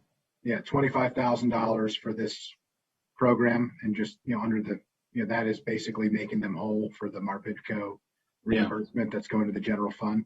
Now that's FY21 versus FY22, but it would be the equivalent of you receiving it back, which seems appropriate. Let's do that, and then how do we set a policy, Gene, that maybe the Marbitco, kind of more of a revolving fund here, like that money comes back in? you know? I can work with OMB Finance and the Office of Ag on that. Perhaps the solution that Mr. Friedson suggests is the best, that we just increase their expenditures by a little bit to provide them that additional room, and then we know it'll be offset in the general fund later with the reimbursements that come from our BIDCO. But I will work. Record show I was going to say those words, and he said them before I did. The chair gets the credit always for anything that the committee does. Just trying to help us out. Yeah. Okay, that sounds fine. And then yes, you know, we can talk about a position on item category 2 that is the somewhat unclear, you know, coming back to it situation. Thank you so much. All right. This is a really very, very helpful. All right. Well, just for a point of, sorry, Mr. Chair, just as a point of clarification, staff is going to show 1 FTE on the category 2. We'll work on the actual costs with the Office of Ag. We'll show 25,000 on the category 3 for BIDCO expenditures, and then we'll come back to the Office of Ag sometime later this year for a deeper dive. Sound good? Say that again, Gene. Sorry. Which one? All of it, or just the last? Oh, say it all. Say it all. It's 5:45. There you go. Who's our auctioneer? As council staff will have category 2 show 1 FTE that the Office of Ag will provide additional data for. I don't have an account or expenditure item for that yet. 1 item for category 3 at $25,000 for the marked BIDCO expenditures. And then the committee will come back to the Office of Ag later this year to have a deeper dive. Okay, sounds fine. Thank you. Thank you for the moment. All right. So, Thank you, everyone. Thank you, everybody. Thank you. Thank you, Jeremy. Thank you, Mike, and You're welcome. your daughter. Okay. He deserves the credit, I will just point out. There's no doubt about it. That's why I said you've got to sit here. You got to sit here. Pretty faces win. I'll give the chair secondary credit and her primary credit. There you go. All right. Good luck out there. Next item. Next item is Kid Museum and the CIP amendment that was recommended along with it. Apparently, Mr. Brewer is also joining us for this one. Good. Welcome back, Robbie. And I believe Cara was on earlier. Hopefully she's still here after it's been such a long time. Yep. I'm here. Good to see everyone. Oh, welcome. How you doing, Cara? Good, thank you. Are you actually in front of the Davis background, or is that a virtual background? That is a virtual background, but we're gearing up. We can't wait to open. Super. Right on. And we're joined by OMB, Miss Ayuti. It's Ayute, Anita Ayute. Ayuti, welcome. You're OMB, I'm guessing. Yes, OMB. Very good. Glad to have you here. Welcome to PHED. Thanks. Okay. Gene, why don't we start off and then we'll turn to Cara and Robbie for some comments. And you know, I think we've got some exciting progress we can talk about today, and we're making strides. So let's hear about. I know it's also been an exciting year with a lot of innovation at KID and MCPS, and the collaboration partnership between KID and MCPS has just really kind of taken off, and it's getting a lot of results, and we can do more. We can do more. So we're going to hear, you know, we'll talk that through as well. So actually, why don't I turn it to Robbie and Cara. I'm going to you'll know who should speak first between the two of you, and then we'll go into the packet. So welcome, Cara. Okay. Okay. Thank you. Thank you for enduring to get to this agenda item on today's meeting. No, thank you for including us here today and for all of your support during this past year, as well as the years before then. But there is the before and there is the now. I will say that this year has been an incredible ride for us at KID. We are really proud of being able to expand our partnership with Montgomery County Public Schools during this year and being a partner in virtual learning.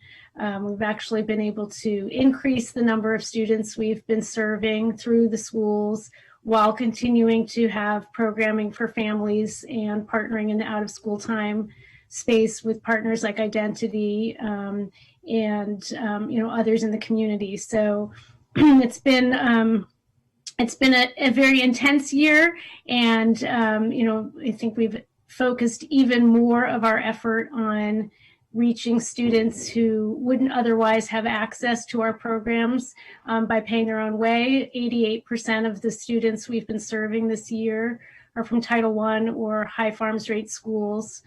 So really have redoubled our efforts on prioritizing the students who need us most during this time. So coming into the next year, we are planning to partner with MCPS on the recovery plan, really leveraging our hands-on maker learning experiences to very intentionally address the learning gaps from COVID. So we are developing an aligned curriculum for students in grades kindergarten through 8th grade, focused on mastering key concepts in math and science, and trying to make up for the learning lost time, but also really focused on leapfrogging forward. So not just remediation, but getting kids engaged in learning and back in a joyful place of learning and a place where they can really jump forward into the future. So through that, we're working to embed the programs in the classroom as well as expand our out-of-school time offerings that we would deliver at the museum as well as out in the community in partnership with others. So the budget item that is on the agenda today is really focused on helping to expand Kid Museum's capacity to meet this demand, meet this moment, and really are enthusiastic about the opportunity to step up and do more in the community. Awesome. Thank you so much. Tell us a little bit more about the actual budget item and what is it? Yeah, tell us more. Sure. So the budget item is focused on supporting our physical and staff capacity to deliver this expanded program, primarily focused on the expansion with MCPS as the immediate opportunity that we have to grow those programs. MCPS is a funding partner in supporting the programmatic growth, where we're looking for the county support is in more of our operational support, expanding the physical site.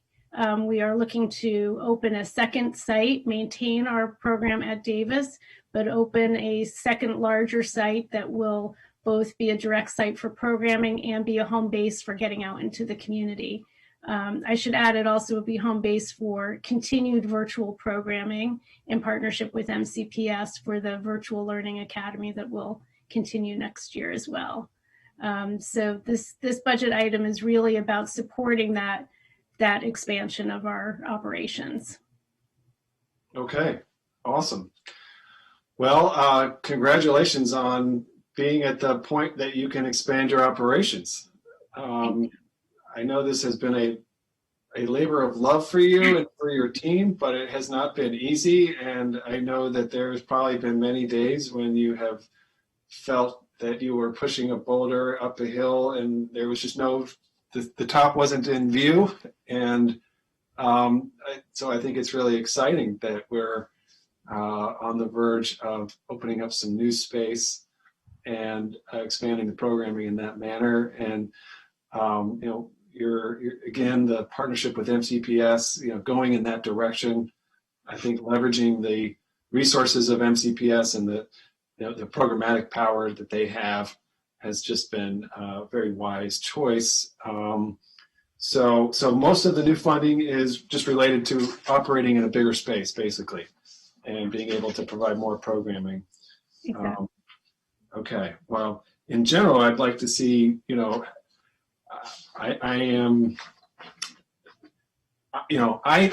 our students are not learning the same amount they're not getting the same volume of education as they were getting.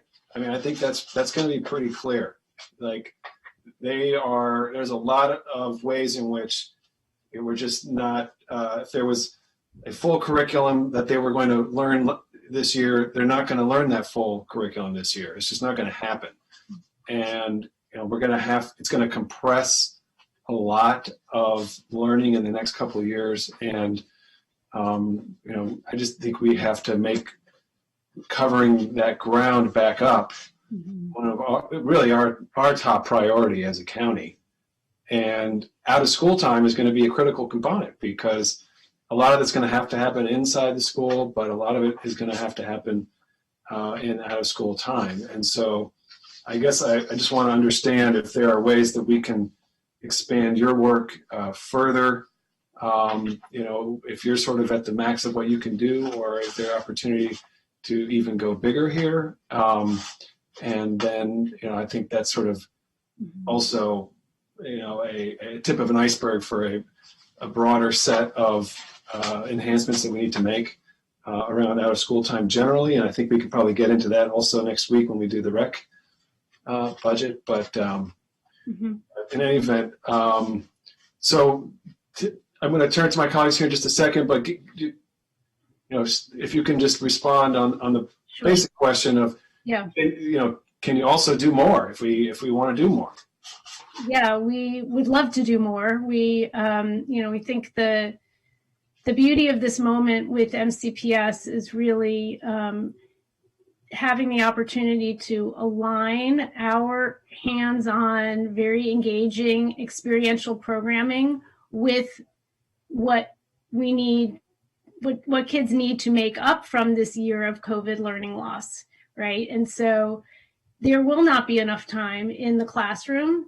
And we know that kids need to be re-engaged in what learning looks like, feels like. And so it is an opportunity for us to have aligned curriculum for what happens in the classroom, but also supplement that with high quality enrichment outside of school time. So absolutely investing in summer and after school programming is a priority from what we see as an organization, and we would love to be able to meet that moment with the Children's Opportunity Fund, the Black and Brown Coalition that we're a part of, together with many organizations in the community, looking at ways that we can really work collaboratively to serve students in this time. There's incredible need, and we would love to have the opportunity to do more. This budget item is about positioning us to have the capacity to then deliver more of that programming. Okay, great. Well, I will pass the mic here, but we have a meeting next Wednesday on rec, and it might, if we want to do some expansions or enhancements, it might be that would be the day where we also would consider those. So, for my colleagues' consideration, process-wise, but here we are. Let's go to colleagues. So, Andrew, I saw you raised your hand, and Will, if you've tried to text me, I have not received a text message from you. So maybe you have a different number for me. I'm not sure. But. Andrew. Okay, thank you. I think we all have each other's numbers, but first of all, a couple things. One, Cara, Robbie, your whole team, thank you for all the work that you've been doing throughout the pandemic. When school shut down and the pandemic started, KID was an early adopter to virtual learning, transitioned faster than just about any other organization, and lots of organizations, and frankly, I think including MCPS, saw some of the things that KID did and has done and followed your leadership on that. And I think you really have set a standard for what virtual education can look like, should look like. I know there's organizations all over the country that have followed your lead on that. And I'm excited about what that could mean moving forward in terms of access beyond the building, of what type of services and experiential learning opportunities that you're going to be able to provide to young people moving forward to enhance the core part of your programming, which is always going to be in person, either on site or in one of your facilities soon enough, we hope. So I'm just really excited about that. I'm excited about a number of items in the budget. This is one I'm as excited as any about. I just did want to note a few other things. One, sharing the comments of the chair about the partnership with MCPS and the potential to double the offering, 100,000 students annually is a big number. And my hope would be that every single student in MCPS has a chance and hopefully many chances and opportunities to be able to experience KID. I think that the pandemic has accelerated two things. It's accelerated the learning gaps and opportunity gaps in education, which is going to be a challenge that we're going to have to grapple with for years and years to come. It's also accelerated where the economy is going and where the jobs of the future are going, as we have increasingly relied on virtual. And I think we'll continue to rely on virtual and the acceleration of the internet and its central role in everything that we do and how we live. And so KID and the things that you are providing, the skills that you are instilling is even more important, and the access that you are providing to young people as well. So I think the pandemic has taken an organization that we were relying on a lot and made it an indispensable organization. I think this partnership and the county's commitment to it really memorializes that and puts funding behind it and a commitment moving forward, which is something that we needed. And I just did want to note this committee's leadership on this, because it has been a partnership, and I credit the county executive for coming through here. But 2 years ago, this committee, when the executive was going to cut this item out of the capital budget, we were losing hope and backing away from our commitment, and this committee pushed back and said, no, we're as bullish as ever at doubling down on the KID Museum. Ultimately, we've changed the funding mechanism here and the approach, but that helped to pave the way for where we are today. So it really is a county effort, MCPS, the county government, KID Museum, the council, the county executive, and just really proud of where this has come, and really can't wait to see what your organization is able to do for our young people, and know that we will be talking about the prior conversations of those entrepreneurs and other activities that are occurring, and they will be occurring from young people who have walked through the doors that you currently occupy at Davis, and then the new doors that we look forward to seeing sometime soon. So really excited about this item in particular, and really can't wait to see what happens moving forward. Excellent, thank you. Will. Yeah, I'll just chime in and appreciate, Kara, it's good to see you and all the work that you've done. I too am excited about the fact this is a kind of a big monumental day. You're moving from one side of the kind of placeholder for a space to operational money in the budget. No longer do you have to hopefully play the community grants game, and not that you won't apply for grants in the future, but this will enable you to really pick up and scale up the work that you've been doing, and excited to hear when you're ready to announce it about your new leasing location and where you'll be, and all that information so that we can expand capacity. We have 160,000-ish students, as you know, getting to 100,000. I know you serve the region, but I think we want everyone to experience KID. That space, just seeing the background, makes me envious of when my kids were last there, which has probably been a couple of years now because of everything that's happened. So I really want to make sure all of our students and young people and their families can have access, and you all do such a great job. So just happy that we're going to be able to move this forward, and certainly open to other conversations as we take up after school and out of school time in the rec conversation. Just can't underscore enough. I'm on this committee, but I'm also on the education committee, and you all sit at the middle of both of those issues. And the need, we recently convened a task force to give us recommendations on the social, emotional, and mental health wraparound services that our kids are going to need, and not only in the context of police-free schools, but in all the needs they're going to have coming out of this pandemic.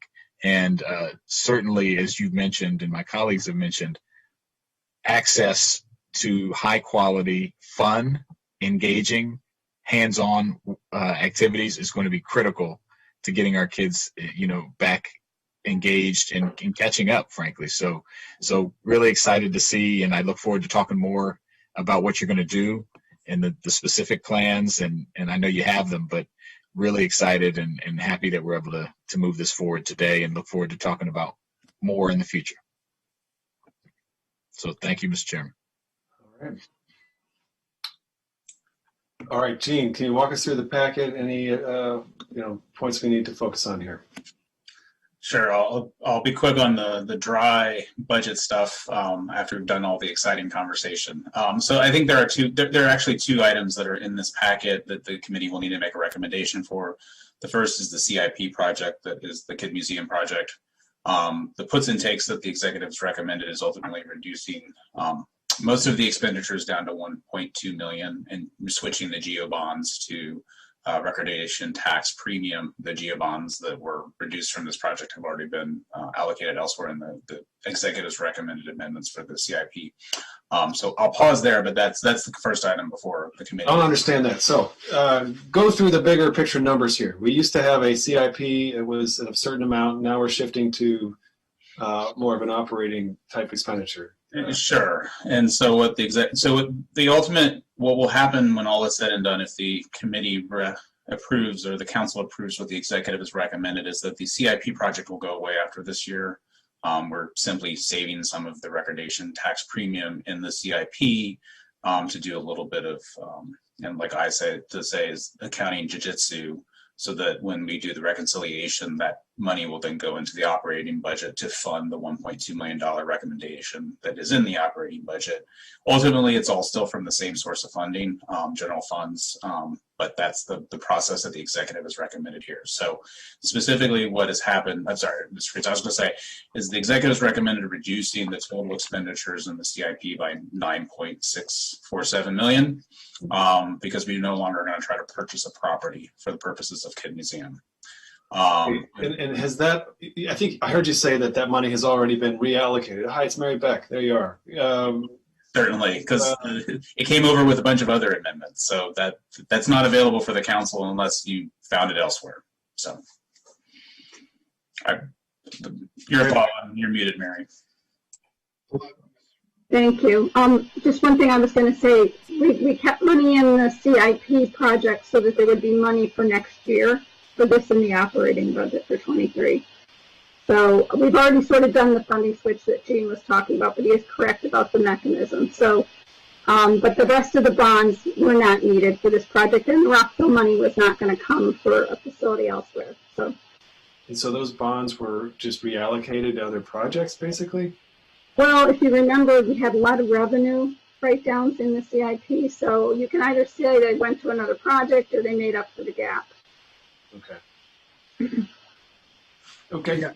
I just wanted to note, it's really important, the multi-year commitment is the whole thing here. So using recordation tax premium and having it in the CIP budget, it allows it to be cash, like an operating budget expense, but to have a multi-year commitment, which is what is going to allow Kid Museum to pursue this opportunity to double their capacity to 100,000 people. I think that the council's work to keep that item open is what paved the way for this, and I credit the county executive for coming through on this. I think with what I was saying earlier, I mean, neither would have been possible without the other piece. But that is the whole dynamic here, and by moving it from GEO bonds to recordation tax premium, it provides greater flexibility to Kid Museum to not have to hire a property or engage in a 15 or more year lease, which proved to be challenging given a lot of dynamics and future. So I think this, yep. All good. I'm just trying to make sure there isn't $10 million in the sofa cushion. That's all. No. There usually isn't. Okay. So let's keep going here. All right. Well, that is all for the CIP project. So I would, it would be helpful if the committee either wants to recommend approval as submitted by the executive, or if you have some other questions or comments. But that's where we're at. Okay. Second. Yeah, definitely want to approve. As I said, I think when we come back next Wednesday, we can see if there are enhancements either directly to KID or in out of school time that's appropriate for the FED committee.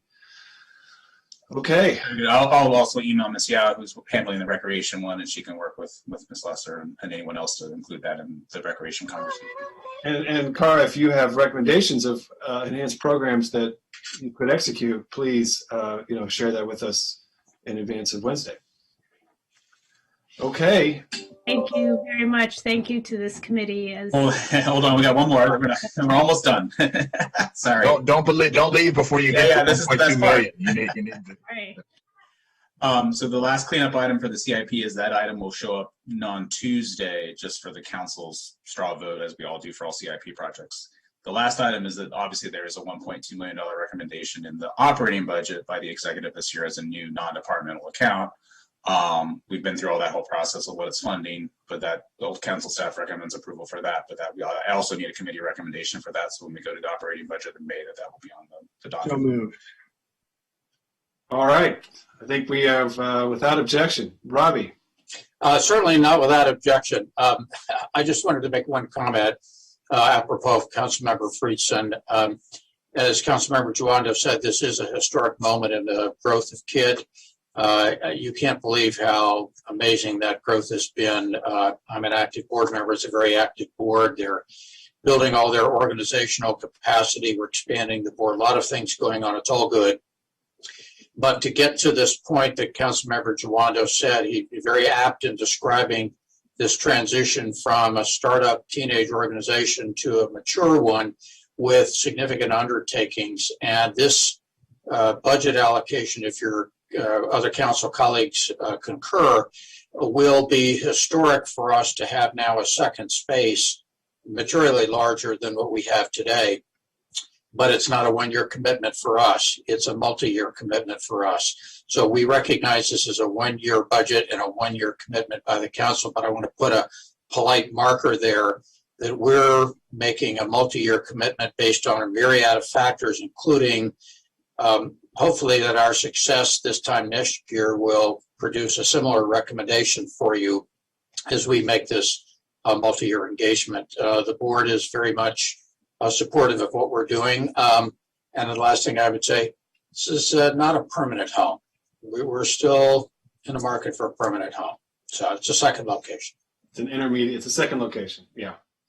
Well, I guess I'm a little unclear whether you're sharing where that location is and so forth. We're still negotiating. Okay, you're still negotiating. We're this close. Okay, well, so we're very close to having a new location. This budget is somewhat premised on that, as I and it'll be a place that allow you to significantly expand your programming. Right. And I think there is a day in our vision that you'll have multiple locations around the county, and it'll be a 20-minute trip wherever you are in Montgomery County for the kids to get from school to KID. So it's not a half-day excursion. It's something they can really build more flexibly into the curriculum and the work and the school day for kids all over the place. And that's where I think we need to get. So I'm glad you're continuing to operate Davis, because that's actually quite a good location for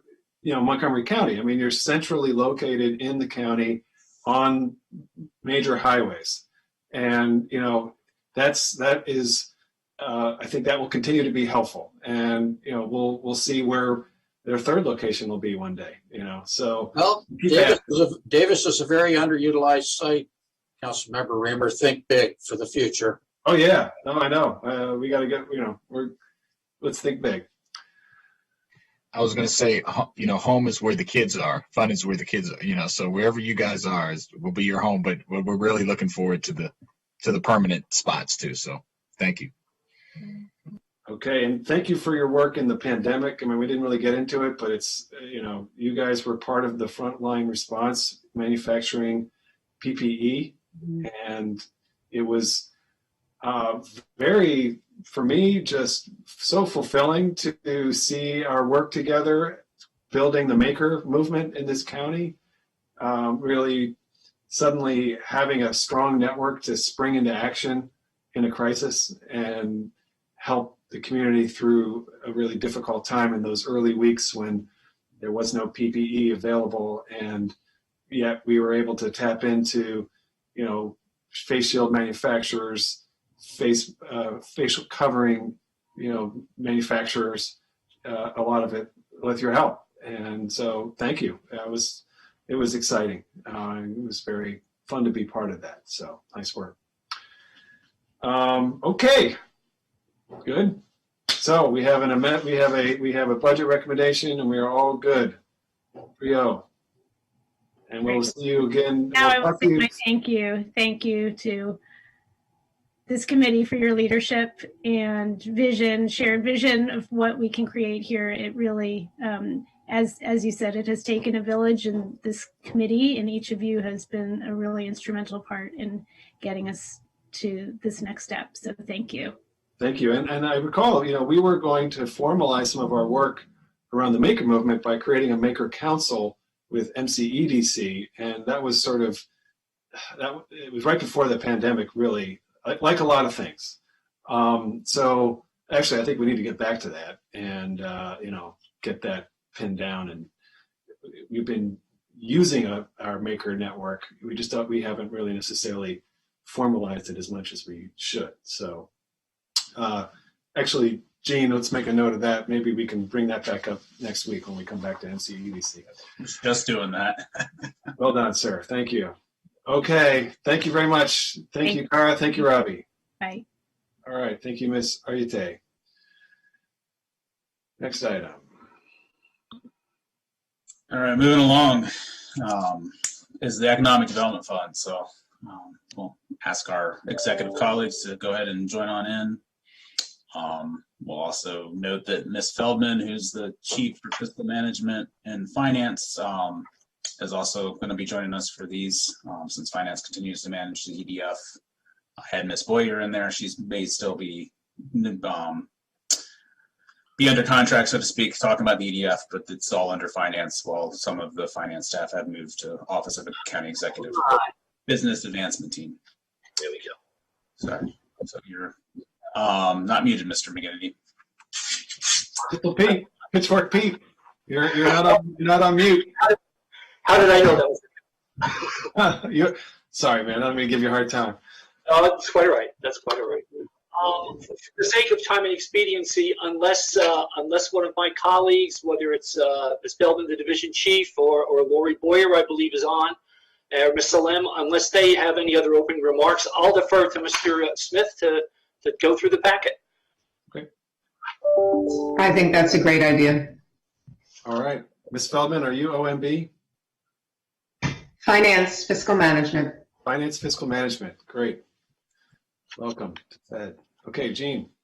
So the Economic Development Fund is our business incentive program fund. It has several sub-programs that I go through in the packet. I will just, for the sake of time, will note that I didn't make any changes this year based on the executive's recommendations, but given the number of sub-programs and their importance, wanted to at least include this item for potential discussion rather than under the consent section. That was an option this year.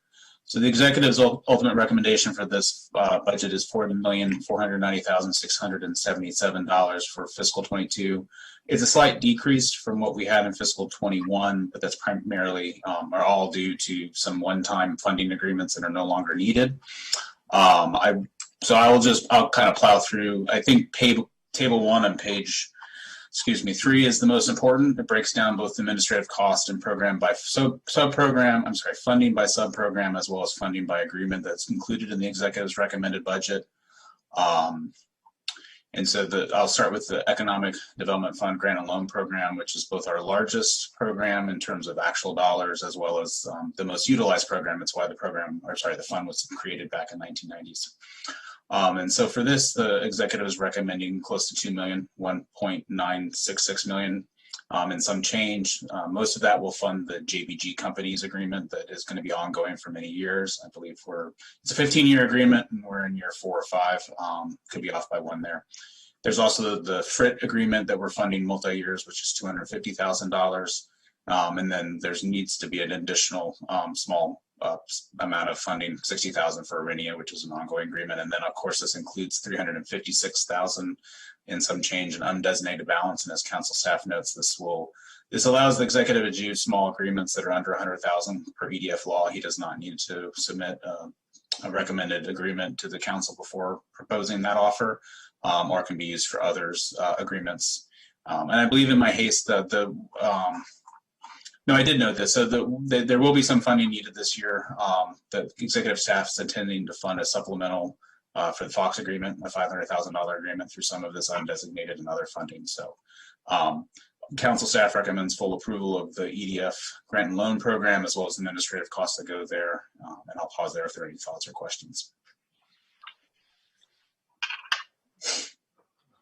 All right. I've got the packet up on screen. I don't know if anybody raised a hand. Andrew. So we're going to go through this item by item. I just want to make a broad comment if I could.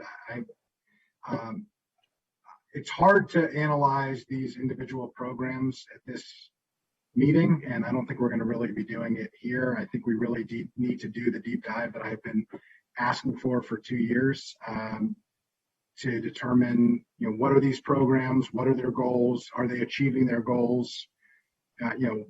Not only are they spending the money, which is what we're basically analyzing here, but are they achieving the objectives that we set forth? And are the objectives still appropriate to the economic development goals that we currently have in the county? I don't think that we have done that. I don't think we're really set up at this point to do that. I know that we've talked about doing a deep dive into these individual programs. Now is not the time to do that, but I just want to reiterate that I really think that it is critical. There's a significant amount of money here, programs that are critically important to the county's economic development.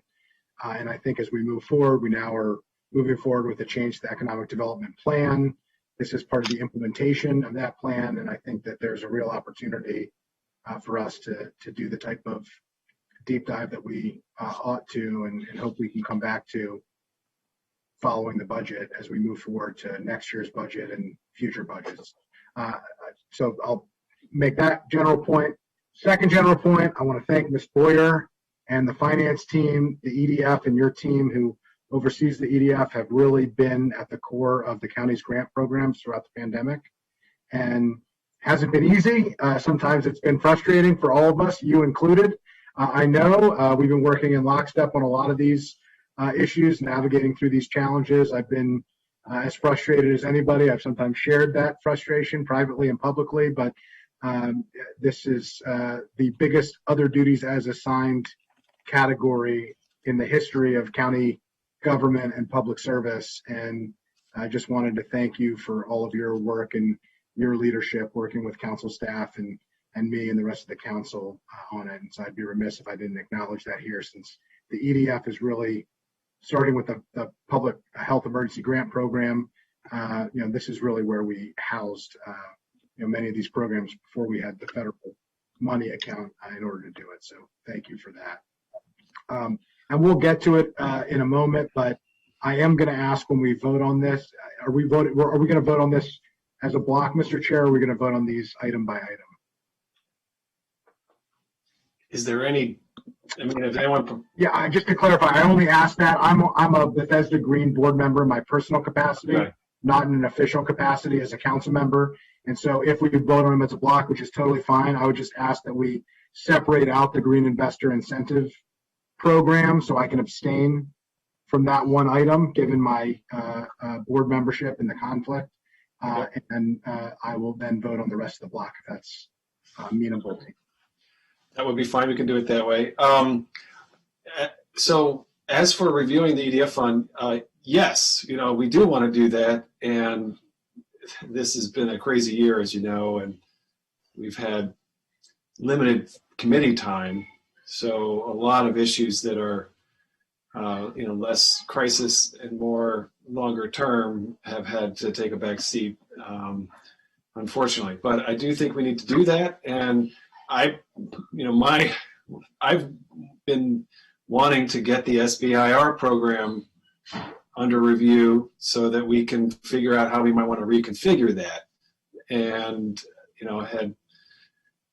didn't really know last summer whether we were going to be in a more normal budget environment now with more time to deal with these things, and we're not. So, why don't we put on the calendar the review of the SBIR starting, and we can use that to kick off the fuller review of these other EDF programs.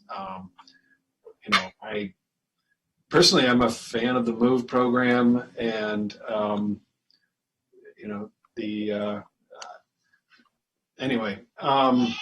happy to. I just request that we schedule at least a timeline of the general time that we review all of them. I mean, I understand that they're not going to be all reviewed in 1 month or at one meeting, but just so we have a general thought process of when we're going to be taking it up, how many we'd be taking up, a certain period, just to make sure that we'll go another year without doing the deep dive, because I am afraid that we'll end up in the same time next year and time getting away from us, because there's obviously a lot of work to do and a lot of things going on. Yeah, we can do that. We'll start with the SBIR, and Gene, if you can work within a schedule for that, and then lay out a tentative timeline for other components, as well as how it might be structured, at committee, how much time and so forth. Okay, we can do that. So back to this fund. Gene, what do you want to take us through here? Well, the first program was the Economic Development Fund Grant Loan Program. It's the biggest one. It's usually where the single targeted specific agreements, such as Marriott was going through CIP, apologies, where JBG companies was funded. It's not a specific program or sub-program in the same sense as, say, the MOVE program is. But again, the council staff recommends approval of the executive's recommendation, which, including administrative costs, which is for personnel as well, is $2,128,645 in fiscal 22. So if there's no comments, we can move on, but that's an actual point in terms of a decision point. Okay. All right. Sounds fine. We'll keep going. All right. I guess I just would be remiss to say that the EDF, or the Economic Development Fund, is a non-lapse and revolving fund, so any unused appropriation in 21 will roll over into 22. And so when we get into some of these other sub-programs, I'll make notes of the rollover amount that OMB and Finance are currently estimating. Of course, that's an estimate. It might change a little bit, but it gives you some idea of how much money will be in each sub-program as we go through it. So the MOVE program is next. It's an entitlement program for new businesses that are leasing Class A and Class B office space. The MCDC markets it for the county, but ultimately the county writes the checks for the agreements. It's a pretty easy process. The county executive is recommending another $750,000 for this program like previous years. Currently, we have finance estimates about $420,000 from the current year fiscal 21 rollover, so it will be about $1.2 million available for the MOVE program in fiscal 23. Position for any economic recovery as well as new businesses coming to the county. So council staff does recommend approval of the executive's recommendation for MOVE program. So you said there's how much rolling over? Currently, finance estimates about $420,000. Is that just because no one's taking leases at this time, or why do we have funding rolling over? Yes, it's pretty much based upon that. We have had, it's interesting, we have had, in terms of interest in the MOVE, we have had fledgling biotech companies that are actually leasing flex space. But yeah, it's definitely because of the pandemic and the impact that it's had on office space, the entire office market, as I think we're all aware. Okay. Do you think that that's going to change enough over the course of the year that we'll be able to fully expend the 750 and the carryover balance? I don't have a crystal ball to give that answer for that. All I can do is point back to the fact that things have fluctuated in the fund for different points at different times. We've seen in the fund that in prior years, we've seen it as high as $900,000 in giving assistance. So it really does vary. It's probably going to be slow coming back in FY20, maybe in FY22, but towards the end of it, we don't know. Okay. Yeah, and I'll just jump in and say, the good thing about the MOVE program is it's for small to mid-sized companies who are taking 20,000 square feet or less. So, when we're working with MCEDC on these projects, I believe that we probably will see some of those smaller companies who are taking, 5,000 square feet of space who would be eligible for this program. And we'll see fewer people leasing 100,000 square feet, but we may have a lot more activity in the 20,000 square feet and less category. So it's very possible that we're going to burn through all of that money then in FY22.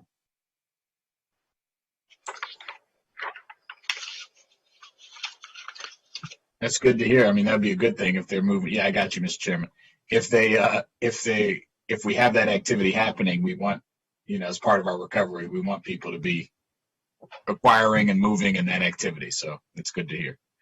It's also a great program that we use for new companies moving into the county who aren't quite generating enough job creation or putting in enough capital expenditure to qualify for an EDF grant. So it's a nice landing grant for them to say, you don't qualify for this, but we're happy to give you $50,000 as you're moving into this smaller space here in the county. So it really is a nice way to welcome a new company in who doesn't really qualify for a bigger EDF grant. One of the things I wanted to mention, just since I have the mic briefly, is when we're providing assistance for businesses, we all the the 50 plus million that we've done. We recently passed, my colleagues appreciate another a rental assistance program for small businesses. As we move forward, anticipating that we're going to be seeking ways to help our businesses recover, I think it'd be really good to have the MOVE program sticks out, but I'm sure there's other, to make sure we're cross-marketing and making sure people know about the availability of this type of these sets of programs, particularly MOVE. And I need to say this to the MCEDC too, maybe when we bring them back, but just to make sure that we're using the opportunity to give assistance to let them know, hey, there's this other stuff going on too as your business develops. So I just wanted to point that out since we have everyone in the place here. Good point. So please take note of that. I guess what I wanted to say is maybe, or can we do a check-in on this fund, maybe after the first quarter. I think we should probably do if you could please send to the committee a quarterly report on this fund. If we're at 6 months and it looks like we're going to stack up another sizable rollover balance, which I'm not predicting, but if we did, we might want to think about reallocating some of that to, another critical purpose. So I'll just say, we can certainly provide you with those quarterly updates, but leasing doesn't occur for all businesses at the same time. So quarter one might be a really busy quarter, but quarter two might be very slow. So it would be hard to judge on a quarterly report. Right, exactly. But we're happy to provide you with where we are at that point in time. So let's just, we can just have a check-in here. Yep. I mean, I think in the kind of environment that we're in, it just doesn't do much good to have money sitting when we could be using it. So let's just make sure that doesn't happen. And I just wanted to add that what I love about this program is that it's certain. So our brokers can talk about it with prospective clients, and there's no application, there's no determination. It's just simple and clear. Like if you meet these criteria, you will qualify. Well, there is an application. I do want to clarify. There is an application and there is documentation they're required to provide. There is no negotiation. That is correct. So there's no there's no real subjectivity to the application. Correct. Thank you. If you meet minimum qualifications, then you do qualify. So too many items on the agenda today. Trying to explain something not very successfully. The point being, it's certain, it's clear, and as a result, our brokers can use it with certainty, and I think that's a tremendous advantage because nobody knows exactly what to do with you might get an incentive, but you might not. Like it's hard. It's not as strong. Okay, good. So we'll keep an eye on this one. And Jean, if you can just make a calendar note, please, to check in on this one at the appropriate times. Certainly, and given Mr. Friedson's request, we can also just make sure this one's earlier on in the review process, as long with the following maybe the SBIR SDTR program. Like we've got item number 2 on our schedule of check-ins. So I'll just say now, but not do it for everyone. I will, as council staff, I'll prepare a suggested perhaps approach for the committee to look at for the review through all the programs and a process, and then the committee can sign off on that and we can start finding data.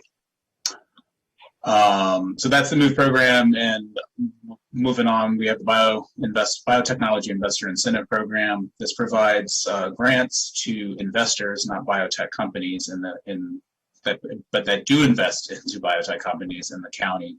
It piggybacks off of the state's tax credit program for the same purposes, but these are actual direct grants, not tax credits. In the end, they get a 50% tax credit, which could be refunded if they have no tax liability in the state for their investments, as well as some of the county's grant. It's averaged anywhere between 53 to 58% in terms of return on investment for investing in biotech companies in the county. The county executive has recommended another $500,000 for this program, as it has been for many years.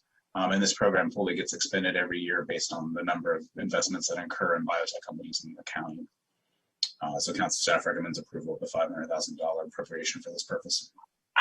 Okay, when we, I presume my colleagues will concur, when we take up the SBIR, it would be helpful if you could do a little bit of a comparison, since the SBIR is essentially focused in this same sector. What is the relative benefits of each? Certainly, we can do them together. Let's do them together. All right. Now we have 3 done for Mr. Friedson. I know, we're going to tick them off one at a time. He's going to hopefully leave a happy council member, committee member. It always seems impossible until it's done. Any other comments on biotech? Nope. All right, the next one is a companion program like the biotech program. It's a cybersecurity supplement program. State law not that long ago in county code were changed to give this grant also to investors, not to the companies. It's not as well utilized, primarily because there's fewer cybersecurity companies in the county and the state that qualify, I suppose. And then so the executive's recommendation is $66,000, which based on the estimated amount of rollover for this program from fiscal 21 would be a $500,000 grant. $500,000 appropriation. The county code, both for the biotechnology and the cybersecurity program, looks at the actual appropriation each year to determine the grant size, and so that's why we keep them both at $500,000, so that it's maximizing the grant available to the investors for these programs. So again, it'll be a $66,000 recommendation for fiscal 22 for the cybersecurity supplement program. Okay, so this one is not getting used all that much, because for a lot of reasons. I think I created this one with legislation, as I recall. Okay. Well, we'll take that up in our review as well. Very good. All right. The next one is the SBIR SCTR program. The county code was changed recently through Bill 3719 to expand the opportunities for businesses to qualify for this based on what SBIR awards are available, that are allowed, because now it's medicine, biotechnology, and life sciences, not just NIH SBIR grants and STTR grants. The executive recommends, again, $425,000 like previous years. The current estimate for rollover is $325,000, so that would create a slightly larger grant program next year, and given the expansion, that makes sense. But as Ms. Boyer will quickly note, we go through at least the SBIR phase 2 really fast because they're much larger grants. And so this phase 1 is smaller. And I believe Mr. Reamer has already noted in previous meetings of talking about doing maybe an SBIR phase 0, et cetera. But currently it's still phase 1 and phase 2 based on the law. Okay, so I had in BHI and MCEDC's work program to give us some recommendations on reformulating this program, and we talked about the idea of doing a phase 0 and so forth. So, we'll put a date on the agenda for a committee meeting this summer, and we'll require our partners to give us some recommendations on that timeline. So it's interesting to see. So funding is rolling over on one part of the program, and then it goes out the door, like too fast in the other part of the program. All right, so we got to fix that. Okay. All right, not hearing any comments, I'll move on. Okay, I mean, if I'm understanding it, we can't. It's not something where we could just fix that right now. It's right. It's legislative. Yes, it is. If we wanted to, it's not something where we can, in the budget language, resolve these issues. Okay. That's correct. All right, so we'll come back to it. Yeah. So I've made a note. We'll include that with the review for the SBR STTR program. We'll make sure the EDC and BHI are there as well, and we can look at possible code change just to make that work differently. Yeah, I mean, I think it would be preferable for them to provide us with recommendations well in advance of that meeting, so that we're going over the recommendations at the meeting rather than saying, please come back to us with more recommendations. So, okay. All right, just a couple more to go. The next one is the Small Business Assistance Program. This one is designed to provide financial assistance to businesses adversely impacted by county construction projects or projects funded by the county. The only one that has qualified for this was the one in Wheaton that is now completed. And so the adverse impact time is ended, but there is a little, based on the regulations, there's still time for businesses to apply due to the adverse time, or due to the time where adverse impact could have been realized. And that is actually what's happened. Some businesses have applied recently for the whole time. They didn't apply during quarterly like some other businesses. And so there is still an opportunity for the county to make financial payments for this program, and so the executive has recommended $450,000 in 22, even though the program will end in 22, to make out any outstanding payments. And council staff agrees with that assessment and recommends approval of the executive's recommendation. Okay, can you give us a quick encapsulation? How are those Wheaton businesses doing now that the park and planning facility is open? And I guess we don't have all those employees in there shopping at the going out to lunch and whatnot. I think a little bit of an unexpected wrinkle in that strategy right now, but that challenge, as well as coupled with COVID, has obviously presented challenges. Some businesses are actually doing well, but there are others that are still struggling. But it's hard to make an assessment as to what, now that the project is complete, but we don't have a building that's really staffed fully. It's hard to tell what that impact is going to be as time continues. Okay. Mr. Stone also has joined us, who is help managing that program, and so he may have additional comments. Yes, certainly. Happy to just throw in my 2 cents. I think what Pete said is absolutely right. Some of the businesses actually did better since the start of COVID. I think particularly if they were good at takeout food, they found that their orders went up very, very quickly. Other businesses, have really been hit hard. Travel agencies, the other service providers. It's been a real challenge. And at this point, it's very difficult to parse the effect from COVID from the effect from construction, because the construction was not 100% complete, but nearing an end by the time COVID came around. Do I understand you correctly saying that there are actually some businesses, maybe certain restaurants, that have found that they are doing better in this environment because they're getting their business model, it's just a different business model, and it's turning out to be profitable, basically? Right. I wouldn't say there were many, but there were a couple of businesses whose business literally took off at the beginning of COVID because they immediately recognized that delivery was going to be important and ramped up their efforts in that regard. And yeah, they actually did great in the worst part of the COVID crisis. But there's not many like that. There were just a few who were sort of very well positioned and took advantage of that position. Interesting. Any comments? Okay. Well, thanks for your work here, and so this fund is winding down. This will be closed out this year. Is that right? definitely. All right.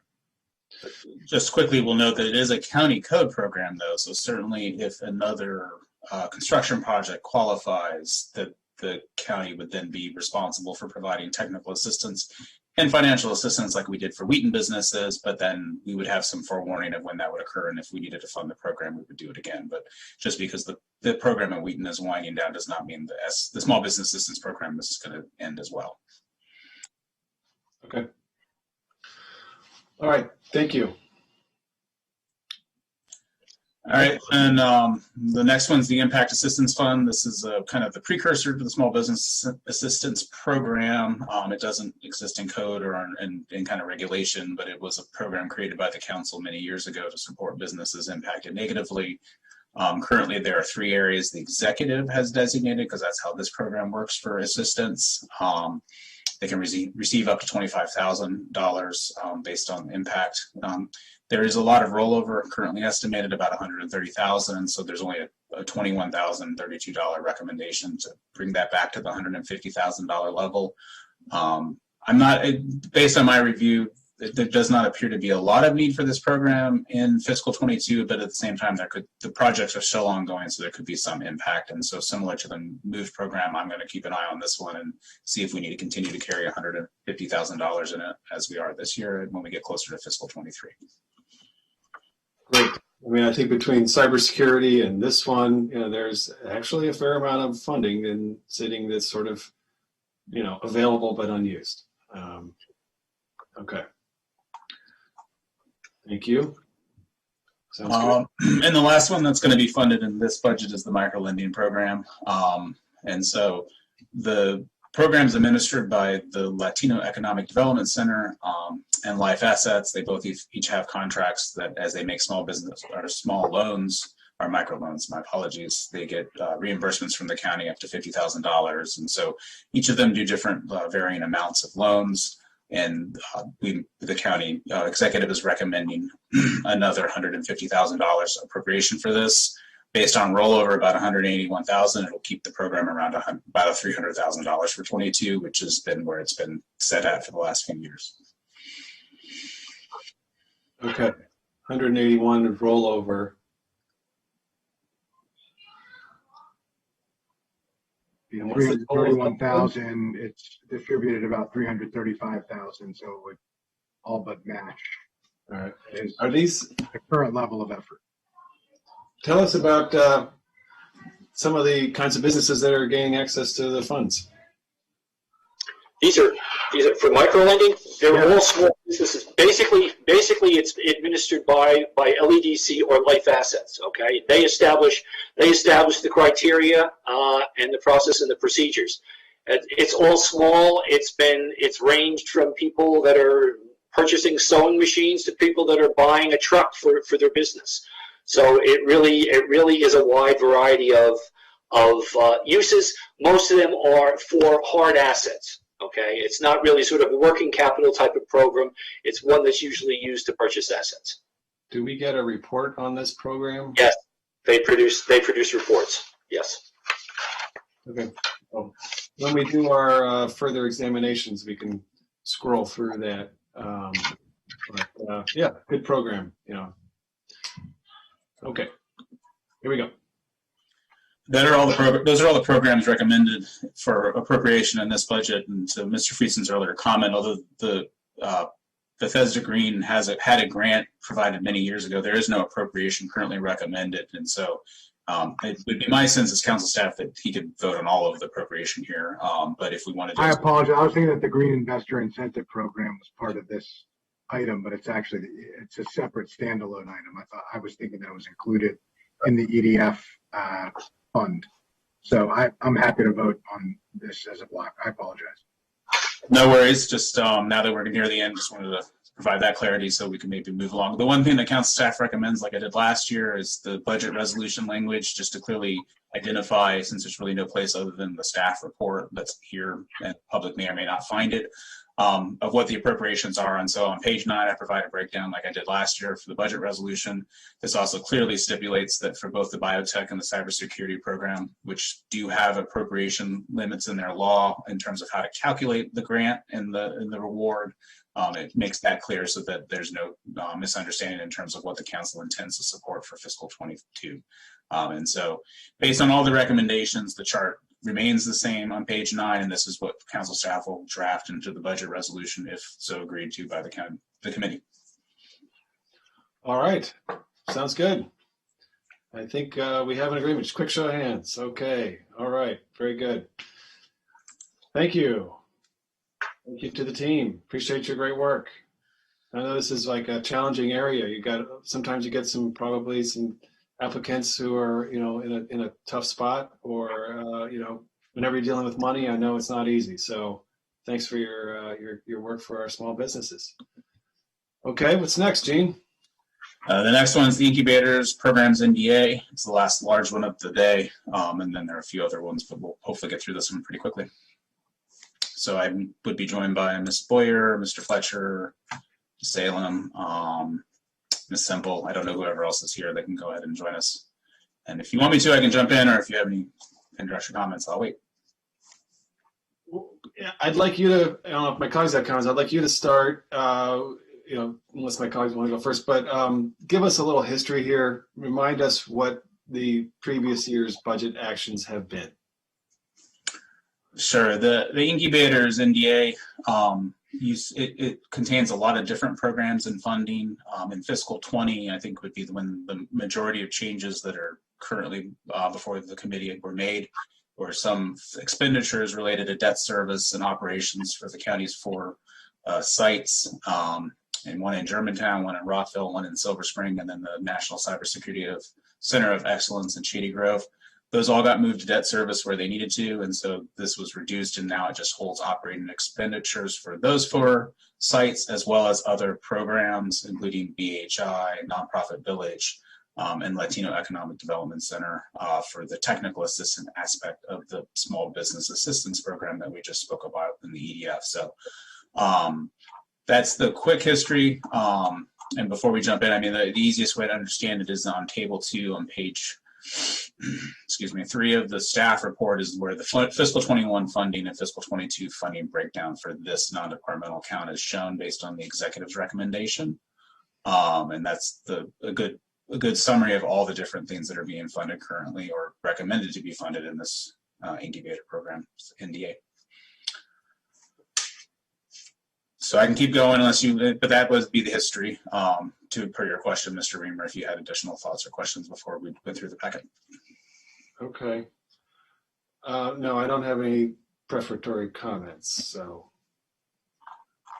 let's start into it.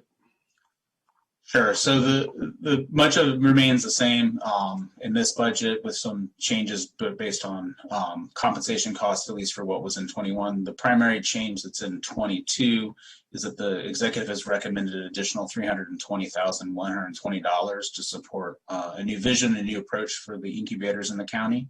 That includes 3 FTEs, 3 program 2 managers, 3 program manager 2 positions, apologies, as well as $75,000 for operating costs related to that. As noted in the staff report, and similar to the conversation we had with the Montgomery County Economic Development Corporation, the executive has recommended this new funding to be supported with ARPA for fiscal 22. I'll speak more about that in a moment. And we'll note that all of the incubators remained open during the pandemic. They had to do some changes to ensure operational safety and health safety for all employees, tenants, and for county staff that were going to be utilizing the facilities, but the county did not close the incubators down because of the pandemic. And so businesses were able to still move in or graduate and conduct business as normal, or as much as normal was during the pandemic. And so the executive staff have shared a draft incubator study report. This was conducted in fiscal 20, or I should say it was funded in fiscal 20 and conducted through 20 and through the calendar year 2020. And so as I understand it, county executive staff received that report in November of 2020. I provided links to it, but we haven't had a briefing about it previously. And so there is the understanding, and obviously Mr. Fletcher can share more about this in a minute if we need to, that the vision shared in that incubator study is kind of what is included in the executive's recommendation for the new direction, new approach for incubators in the county. And so I'll pause there because that's about the facilities and sites, and we'll get into the ARPA funding in a minute, but that's kind of the main bulk of where the expenditures for this item are in fiscal 22. And then we can discuss the separate program funding for, say, BHI, Nonprofit Village separately. Okay. It's unfortunate we haven't had a chance to go over the report because that would be very useful context here. And I will say, I was frustrated at the length of time it took to do the report. You know, we had wanted to be nimble and quick and have MCEDC do that, and the executive branch wanted to take it in-house and do it. So let's hear from the executive branch about what you're looking to looking to do, and then come back to Jean and talk about the sources of funding.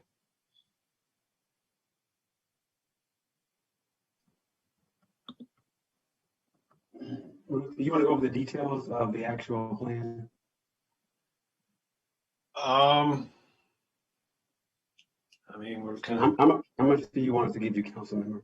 Remember? I don't know. Give me a high level vision here. I mean, this is like, you know, the most information I've seen about this at this point. So, you know. Okay. And my apologies. I thought we shared the plan with you. I think you did. I recall now. I think I asked you for it and you sent it over to me, and then I passed it on to the person who also, you know, was seeking it. Okay. All right. That's fine. Fair enough. I just thought I remembered that. Either way, your question is give you a high level overview of what we're doing. So the plan that the consultant recommended was to create a team that was solely dedicated to the incubators within the county. Right now, the county management is handled by Ruth Simple. She is our subject matter expert, and she has managed the operations in addition to a contract with a program provider for the incubators.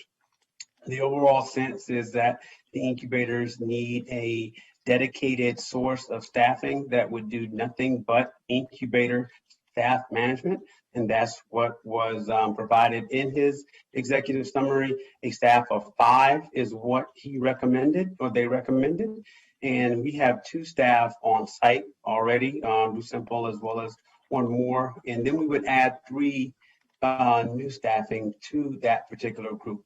So this group, while it will still be housed within the county's government, would be specifically focused on nothing but incubator management. Okay. Has the full council and has everyone else seen the study? I'm not sure who's had a chance to see it. Maybe not. All right. Okay, that's too bad. All right. Well, why don't we have some general discussion here? Andrew. Yeah. Well, a couple things. One. I was hoping, you know, it's been a while since we've gotten into this. Obviously, the pandemic has changed a lot of things, delayed a lot of things. It's not intended as a criticism. I know everybody's working really hard. The idea was to hire the consultant to come up with recommendations to totally rethink the way that the incubator program was run. My understanding of it was really to focus on what services the incubator should provide in light of the fact that it's a different environment from when the incubator program was started, when space was a main issue, to think about whether or not we should continue in the providing of space business as a county when there are office sharing and other market changes that have occurred, and whether there was, you know, different value adds that would provide. And we brought in the expertise to help us get that. I thought that was going to lead to then a overarching strategic conversation between the council and the executive to discuss how best to move this program forward, and then ultimately a budget recommendation that would come as a result. Obviously, that's not what has happened Here, I still think that that is necessary for us to decide. I think that we've now spent a lot of time and a lot of money hiring a consultant, and it's not clear to me that we're making dramatic changes besides county government staffing on how this program is going to work, what's going to focus on, how we're going to know what success looks like, and how we're going to hold ourselves accountable to it. All those things could be occurring. I'm not criticizing the fact that they're not, but that has not been the conversation that we've been able to have. That's the first part of this. The second part of it is the ARPA funding. Unlike MCEDC, which is a one-year contract, this is ongoing expenses, as the packet notes and Mr. Smith highlights. I have real concerns about that, because not only does this bind us to a strategy that we have not discussed, agreed to, and decided on together, but it also potentially creates a significant budget hole for next year, because it's one-time funding for ongoing expenditures, which is something that we have specifically said that we would not do. So I have concerns about the overall incubator budget, and think that we ought to, perhaps even the base budget, put some guardrails around that, come back in the summer, determine what the viability is. I'd like to hear, what impacts that would have if we, took the baseline funding that's in the base budget and, decide, before that money was fully appropriated, decided how to handle. Are those folks already hired? Are they already working? I mean, it'd be helpful to understand, what the actual impact of that would be, how much of that is going to the functioning of these facilities themselves, on what impact that would have. And then separately, the $320,120, I would not support at this time allocating the ARPA funding for that. There would always be an opportunity to come back to ARPA funding, the second tranche of it. We've already overcommitted the first tranche of it. We're not even going to get $121 million in ARPA funding that's been appropriated for this budget. And so some things are going to have to be delayed anyway, based on timing. And I just don't think that this has been fully vetted and discussed and decided upon, and think that it has some longer term, fiscal ramifications in terms of following our policy. So that's where I would be on that. But particularly, I'd be interested in understanding leaving the $320,120 out, which is, ARPA additional funding, which I don't think we should support personally. The remaining balance, which I think is a little over 2.9 million, $2.955,913. If that money was not available on July 1st, what practical impact would that have for programs that are occurring, or activities that are happening, or staff that is working on June 30th of this fiscal year? I don't know if executive staff has any response to that. Well, I'll just jump in. So no new staff has been hired. Nothing has been done. Apologies that full council has not had the presentation from the consultant on this. I hate to blame COVID for everything, but the consultant's report was delayed somewhat because of COVID. We did not end up getting the final draft report until November, when it was expected by the end of the summer originally. Again, so that bumped it back. And then we were up against budget deadlines to submit requests for additional budget. So based on some of the recommendations that were in the consultant's report that we had gotten at the staff level, we decided to go ahead and, after discussions with the county executive, go ahead and request the funding for some additional staff. Part of that consultant study talks about creating, it's not just about having the staff and keeping and having things in county government that are running the incubators.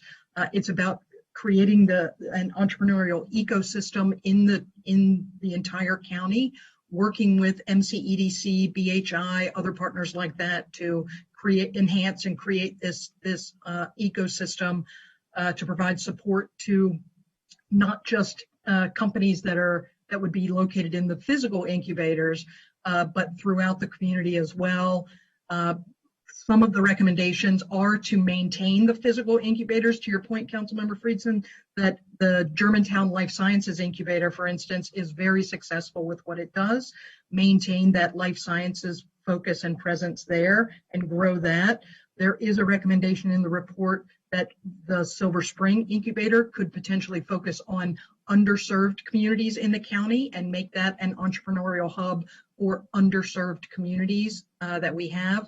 And there was not a specific recommendation for the Rockville site, but there were recommendations to look at different industries that we had not focused on before, like quantum computing or artificial intelligence and things like that, where Montgomery County actually already has a very strong presence of these types of companies. So we were working on some of those recommendations and trying to get something pulled together in time for budget so that we could hit the ground running next fiscal year if these are things that we decide to move forward with. One of the recommendations was that there should be a dedicated team somewhere, either outside county government or within county government, that would do nothing but manage these incubator and this ecosystem development. And the county executive chose that he wanted to keep that the management of that incubator structure within county government. And so that's why we had the recommendation to bring on some additional staff so that there could be dedicated staff to work on building this entire ecosystem and continue to manage the 3 physical locations that we still have. Appreciate that. I understand. I mean, when November was happening, you all were scrambling to try to get what was then a end of December deadline on grant programs and have been working, around the clock on weekends. You were emailing me back with answers to questions at, past midnight. And so this is not a criticism of that or of you, Ms. Semple, Mr. Fletcher. I truly do appreciate all the work that you were doing. I do think personally that it wouldn't cause a disruption. I think it would allow us to take a deep breath and really process this report in a thoughtful way. My sense would be that we should designate the money,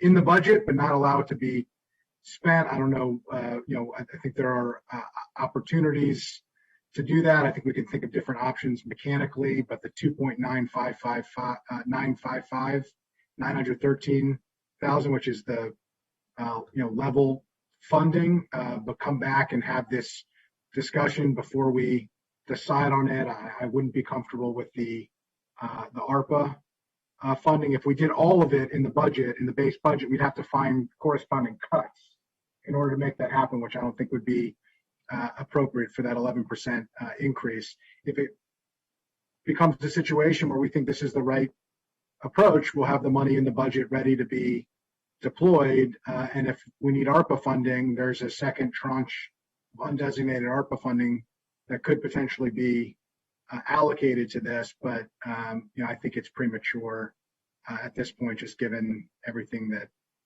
has occurred. So that would be my, be interested to hear if Mr. Smith would have a recommendation for how to do that, but it wouldn't be unprecedented for us to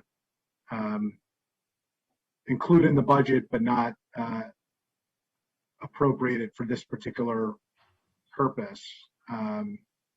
So I'll ask you about that.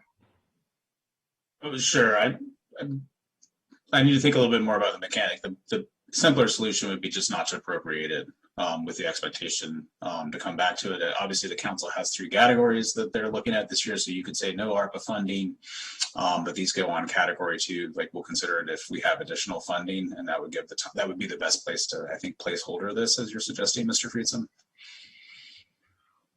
Yeah, I think the only problem with that is the placeholder, as the chair has mentioned multiple times, that would mean that the 2.955 $2,913,000 would be spent on something else.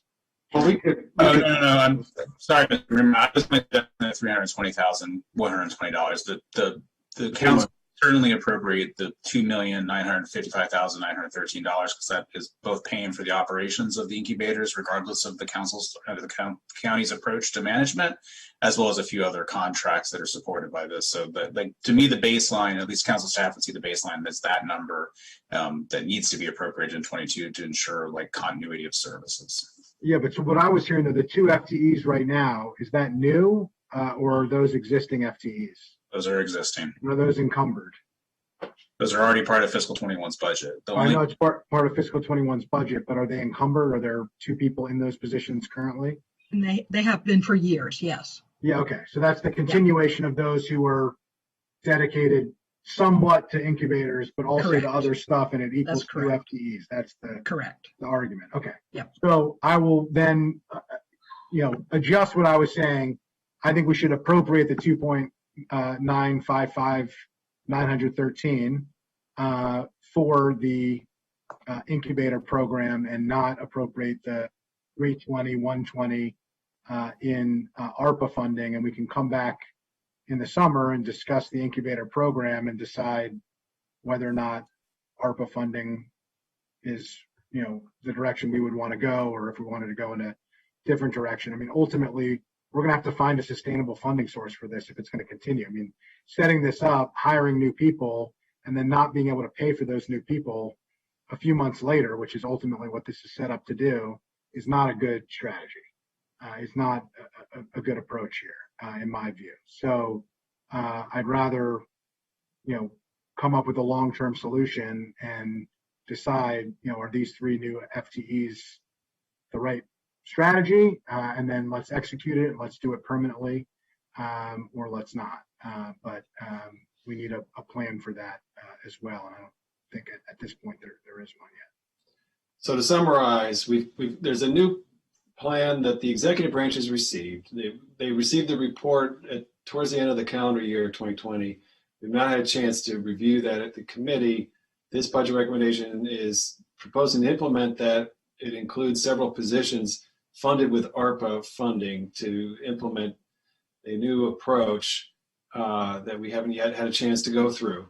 And so because it's proposed as ARPA funding, if we were to take the additional funds and say consideration for ARPA funding this summer, but not committing to ARPA funding now, then we can come back and we can review the full program in that environment. And that makes sense to me. I did want to, so I agree with that. I don't see Councilmember Joando's camera. I'm here. And as I heard it repeated by you, I'm fine with that as well. All right. Yeah, and I don't know if it was required, just to clarify your agreement of my own recommendation, but we could include the 320, 120 in category 2, just to. That's probably a good way. That way, it's sort of planting a little bit more of a flag about it, or I should just say, being more clear about it. Okay, so let's do that too. So category 2 for that. And then I wanted to just to pull out one specific issue, though, which is the nonprofit incubator. And I believe there's a contract for that in this. And I am understanding that they have taken a hit in their revenue from rent from their tenants. Can someone talk a little bit about that and whether there's a need for ARPA funding to, keep them from kind of, support them and keep them whole? So I manage that contract, and I actually have not, Kim Jones has not mentioned that to me. I mean, she's part of the funding that she does receive from the county does help them pay their overall rent, but they do also receive rent from the tenants that locate in the nonprofit village incubator. But I am certain that during the pandemic, they probably lost tenants who were unable to continue to pay the rent to have the physical space. So that would not surprise me if they had lost some of their Rental income that they're receiving. Exactly. if you could please reach out to Kim and just find out what the status is there. And, I mean, that would be appropriate for ARPA funding. If our nonprofit has lost in the funding, I understand it's $75,000, basically. I guess I'm just, I wish that you had received that from them, but we could also add it now, or we could ask you to talk to them and come back on Wednesday with a 5-minute item, but let's see what my colleagues have in mind there. Yeah, just in terms of having a placeholder, I think I could re-amend again. I think you raised a good point. I had heard this as well. I'm glad that you raised it. This is, this is more one-time use because it's not for staff. So we could leave 75,000 of the 300. I just pulled away from that number. 321. 320, 120. I knew there was a one. It was the next number. But we could keep 75,000 in there. In ARPA funds. It was for nonprofit village. If you talk to them, come back to us, and it turns out it's not necessary, we could add it back. We could eliminate that or reduce it, but it would still free up a significant amount, almost $250,000 in ARPA funds that wouldn't be yet allocated. It's basically your suggestion, but I'm just trying to clarify. Yes, exactly. Same idea. So we'll devote ARPA funding to ensuring that the nonprofit incubator is whole, and we'll just ask Lori, please, to follow up with Kim. Let's make sure we got the right amount, and I think we can tentatively say it's 75,000, and if it's not, then we can adjust that next week. Yeah. Does that sound good? Yeah, I'm fine with that. I just wanted to add here, I agree with that 100%, but since we're in this vein of rental assistance, the small business rental assistance program is going to launch May 11th. I think it's going to quickly be exhausted. I do think it's a great use of continued ARPA funding. I just, this conversation is reminding me of, in this budget, I think it would make sense to allocate something to that. We just brought up the rental assistance of nonprofits, obviously, but we're talking about other businesses that we want to see happen and or are existing in these last two kind of programs. So I just want to flag, we don't have to do anything now. I don't have a proposal now, but I just think it's something that we might want to think about, as we move forward. Well, I definitely think we're going to need to return to this whole question of how we support our businesses and what, ARPA funding and everything. So, yeah. So as part of agreed. I appreciate you raised that because there is the broader question of how we use these ARPA funds and how much of them are available for struggling businesses, vulnerable residents. And, we are using a lot of it to, for important issues and things that we all support in the budget. But there are questions of when those funds will be available since we're getting them in 2 tranches and what they're going to be deployed for. And we need a comprehensive approach to that. And this is a key area that, ought to be, central to that conversation. So I agree to agree to agree. How about that? That sounds good. All right. So Lori, we'll ask you to do some diligence there for us. Make sure, tie this up together. Yeah, I guess just to jump in real quick, and we can do this given the committee's concurrence on it. As we get closer to the budget approval, the question is currently there's 185,000 recommended for nonprofit village in the incubators NDA. I would just need clarity, and this is what I'll get from Ms. Boyer: is it 185,000 plus 75,000, or is it a matter of turning 75,000 of that 185,000 into ARPA funding? So we can work on that offline, but we can get that figured out and provide it to the committee just before it goes to council action. I think what we're suggesting is additional supplemental funding in order to offset. That's what I thought I heard. Revenue losses. The issue is that they're not getting the revenue from their tenants. But we're going to ask Lori to, do some investigation. Yeah, our intention is to use ARPA funding to make them whole for any losses that have been incurred from the outset of the pandemic up to this, point. I mean, at least that's what I heard from the chair. It's what I was agreeing to. I think that's what Councilmember Jawando was agreeing to, and then that would, up to 75,000 in ARPA funding to supplement, and that would leave, eliminating up to 245,120 in ARPA funding that was allocated that would then be, no longer allocated in ARPA funding for this. Understood. Thank you. All right. Good stuff. So there are a couple more items left in this budget. Yep. So I don't think they need to take a long time, but there's still funding for the Latino Economic Development Center, $208,000 to do the business assistance in and around Wheaton. There's also funding for the Small Business Technical Assistance. This is a smaller contract for the Latino Economic Development Center and the the Maryland Small Business Development Center.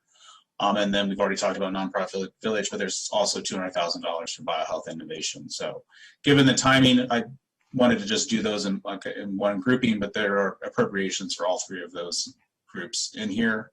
That if the committee recommends approval, as Mr. Friedson said earlier, the base amount from fiscal 21 will include those amounts also for fiscal 22. Right. That sounds fine. My comments earlier with MCEDC about the federal engagement strategy, PHI is a big piece of that. So I would like that, they need to be part of the deliverables that we'll take up next week. So Gene, if you, I think it would have happened naturally because I think MCEDC would have reached out to them to say, we're going to submit a plan here, but I'll say that. And then, so there's that question. Any other comments on these items? Okay. All right. I'm good to go. Okay. It's 5 o'clock here. Not even, yeah, I know. We're not even. We still have to do the White Oak sign. So okay, So does that close out this one then, Gene? We're good. All right. So we'll just note that BHI will be part of the federal engagement plan that we will receive for next week's approval. So we'll have a clear work program for 22. And they were a part of the SBIR, issue. Okay, that's good. Thank you. I think we're without objection on this. Let's move on to the next. All right, the White Oak Science Gateway CIP amendment, I think can be done really quickly, given the way we approach the budget. Certainly if the committee wants additional details of work going on in that area, we should schedule it as a future time, which is how staff approach this. So the executive has recommended an amendment again this year based on actual timing or believed to be actual estimated timing on the road reimbursements for this program, the $40 million that still remains in there. And so as summarized on page 2 of the council staff report, $10 million has been moved from $5 million tranches to 25 and 26. So that there's less funding and GO bond funding in fiscal 22, 23, and 24. Again, this is the executive's recommendation based on the expectation and timing for the actual road disbursements for the master plan roads as required by the agreement with GLDC and the county. Okay. Well, my general comment here is, first of all, the council approved what I believe is going to be a game-changing policy with the opportunity zone incentive. And when we approved that, we changed the economics of this development in a profound way. So to Jonathan, Jen, and to your team, it's time to make a move here. It's time to put a shovel in the ground. And, the county has done a lot. So I want to know how the county can be, can advance this through strategic thinking and strategic support. But I think we're hitting the point here where, the county has been a very, we're doing a lot, and we need the private partner to do a lot. Because again, waiving the impact taxes in the opportunity zone, it was a significant change in the economics of this project. That has to be recognized.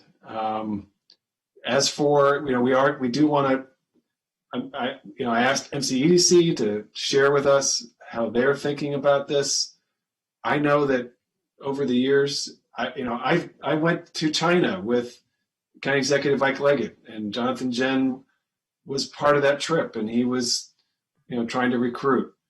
I know that they have been trying over the years to land tenants that they could use to, move forward with their project. We've got to get MCEDC, I think, to be part of that orbit, and figure out where we think this thing is going and help move it faster. So, general comment I wanted to make there. I know my friends in the East County are watching. Okay. So what you said, Gene, is that the expenditure schedule is shifted because the developer is, there's a little bit of a delay when they are going to move forward. Certainly, the 40 million is appropriated and it's in there. 40 million is there. And then the 40 million is available for reimbursements as the 3 master plan roads are constructed by the developer. And certainly once development occurs and road construction begins, those reimbursements will occur per our reimbursement agreement with GLDC. And so the expenditure schedule here represents what the executive believes is appropriate timing or best guess timing. But certainly the 40 million is there ready to go once development occurs. Money's there. I mean, I think we all had a learning together about this. The money is available. We will provide it upon whatever schedule the developer can move forward. We would welcome having to deal with front loading it more, but this is a anticipated schedule based on what we know. All right. Okay, good. There's no objection. This will go to council for straw vote. No objection. Great. All right. No objection. Then the last series of items, which there's other council staff that have been hanging out with us all day, I guess, while we did this, but the consent items. So it really is up to you, Mr. Chair, how you want to go through them. If you want to go through them line by line, or if you want to just do them all as one group. But based on my understanding, these are all approved as the executive recommended. There's no controversy, no comments, but myself and my colleagues are here to answer any questions if you have them for the consent items. I mean, I'll turn to my colleagues for any comments they have. There's 2 issues I just wanted to kind of highlight.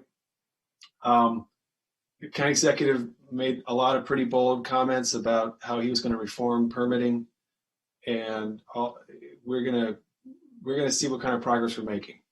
We're not going to do it today with in the budget environment, but I think it's time to kind of see the results. It's been a couple of years now. So I think that's going to be on our summer project list, summer and fall, realistically.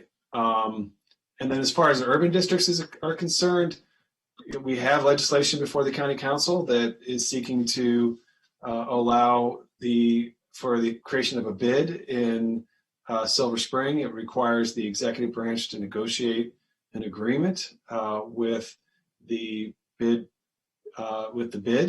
for how we'll have continuity for the red shirt workforce that is in downtown Silver Spring to continue providing services.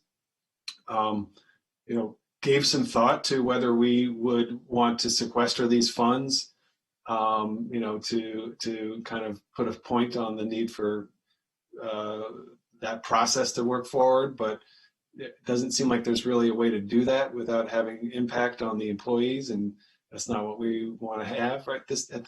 So we won't not making any particular change on the NDA for the urban districts, but we definitely need the executive branch to do the work of lining up that agreement so that we can finalize the legislation as we go through a community process around the structure of the bid and address various concerns that have been raised. A lot of important concerns have been raised, and I think there can be answers that will be satisfactory, but we have some work to do there as well. Any comments from my colleagues on these various items? No, I was just going to say, I think there's a number of them to take up at a later date, but in keeping with the process we've set out, I think I'm happy to approve as a block and address those at that time. Yeah. Same here. Thank you. It's after 5, so I think we're going to do it this way. We're going to do them as a block. So without objection, items A through F as a block. All right. Thank you for everyone's time. Okay, thank you, Gene. I know that was a lot of work. Appreciate it very much. Thanks to the executive branch team that was with us today and all the partners and for everyone from the community who participated. Thank you. And we are adjourned. Thanks. Good evening. Services will be temporarily free to all passengers. FlexBus On-Demand Transit, a pilot program implemented in 2019 in the Rockville and Glenmont-Wheaton areas,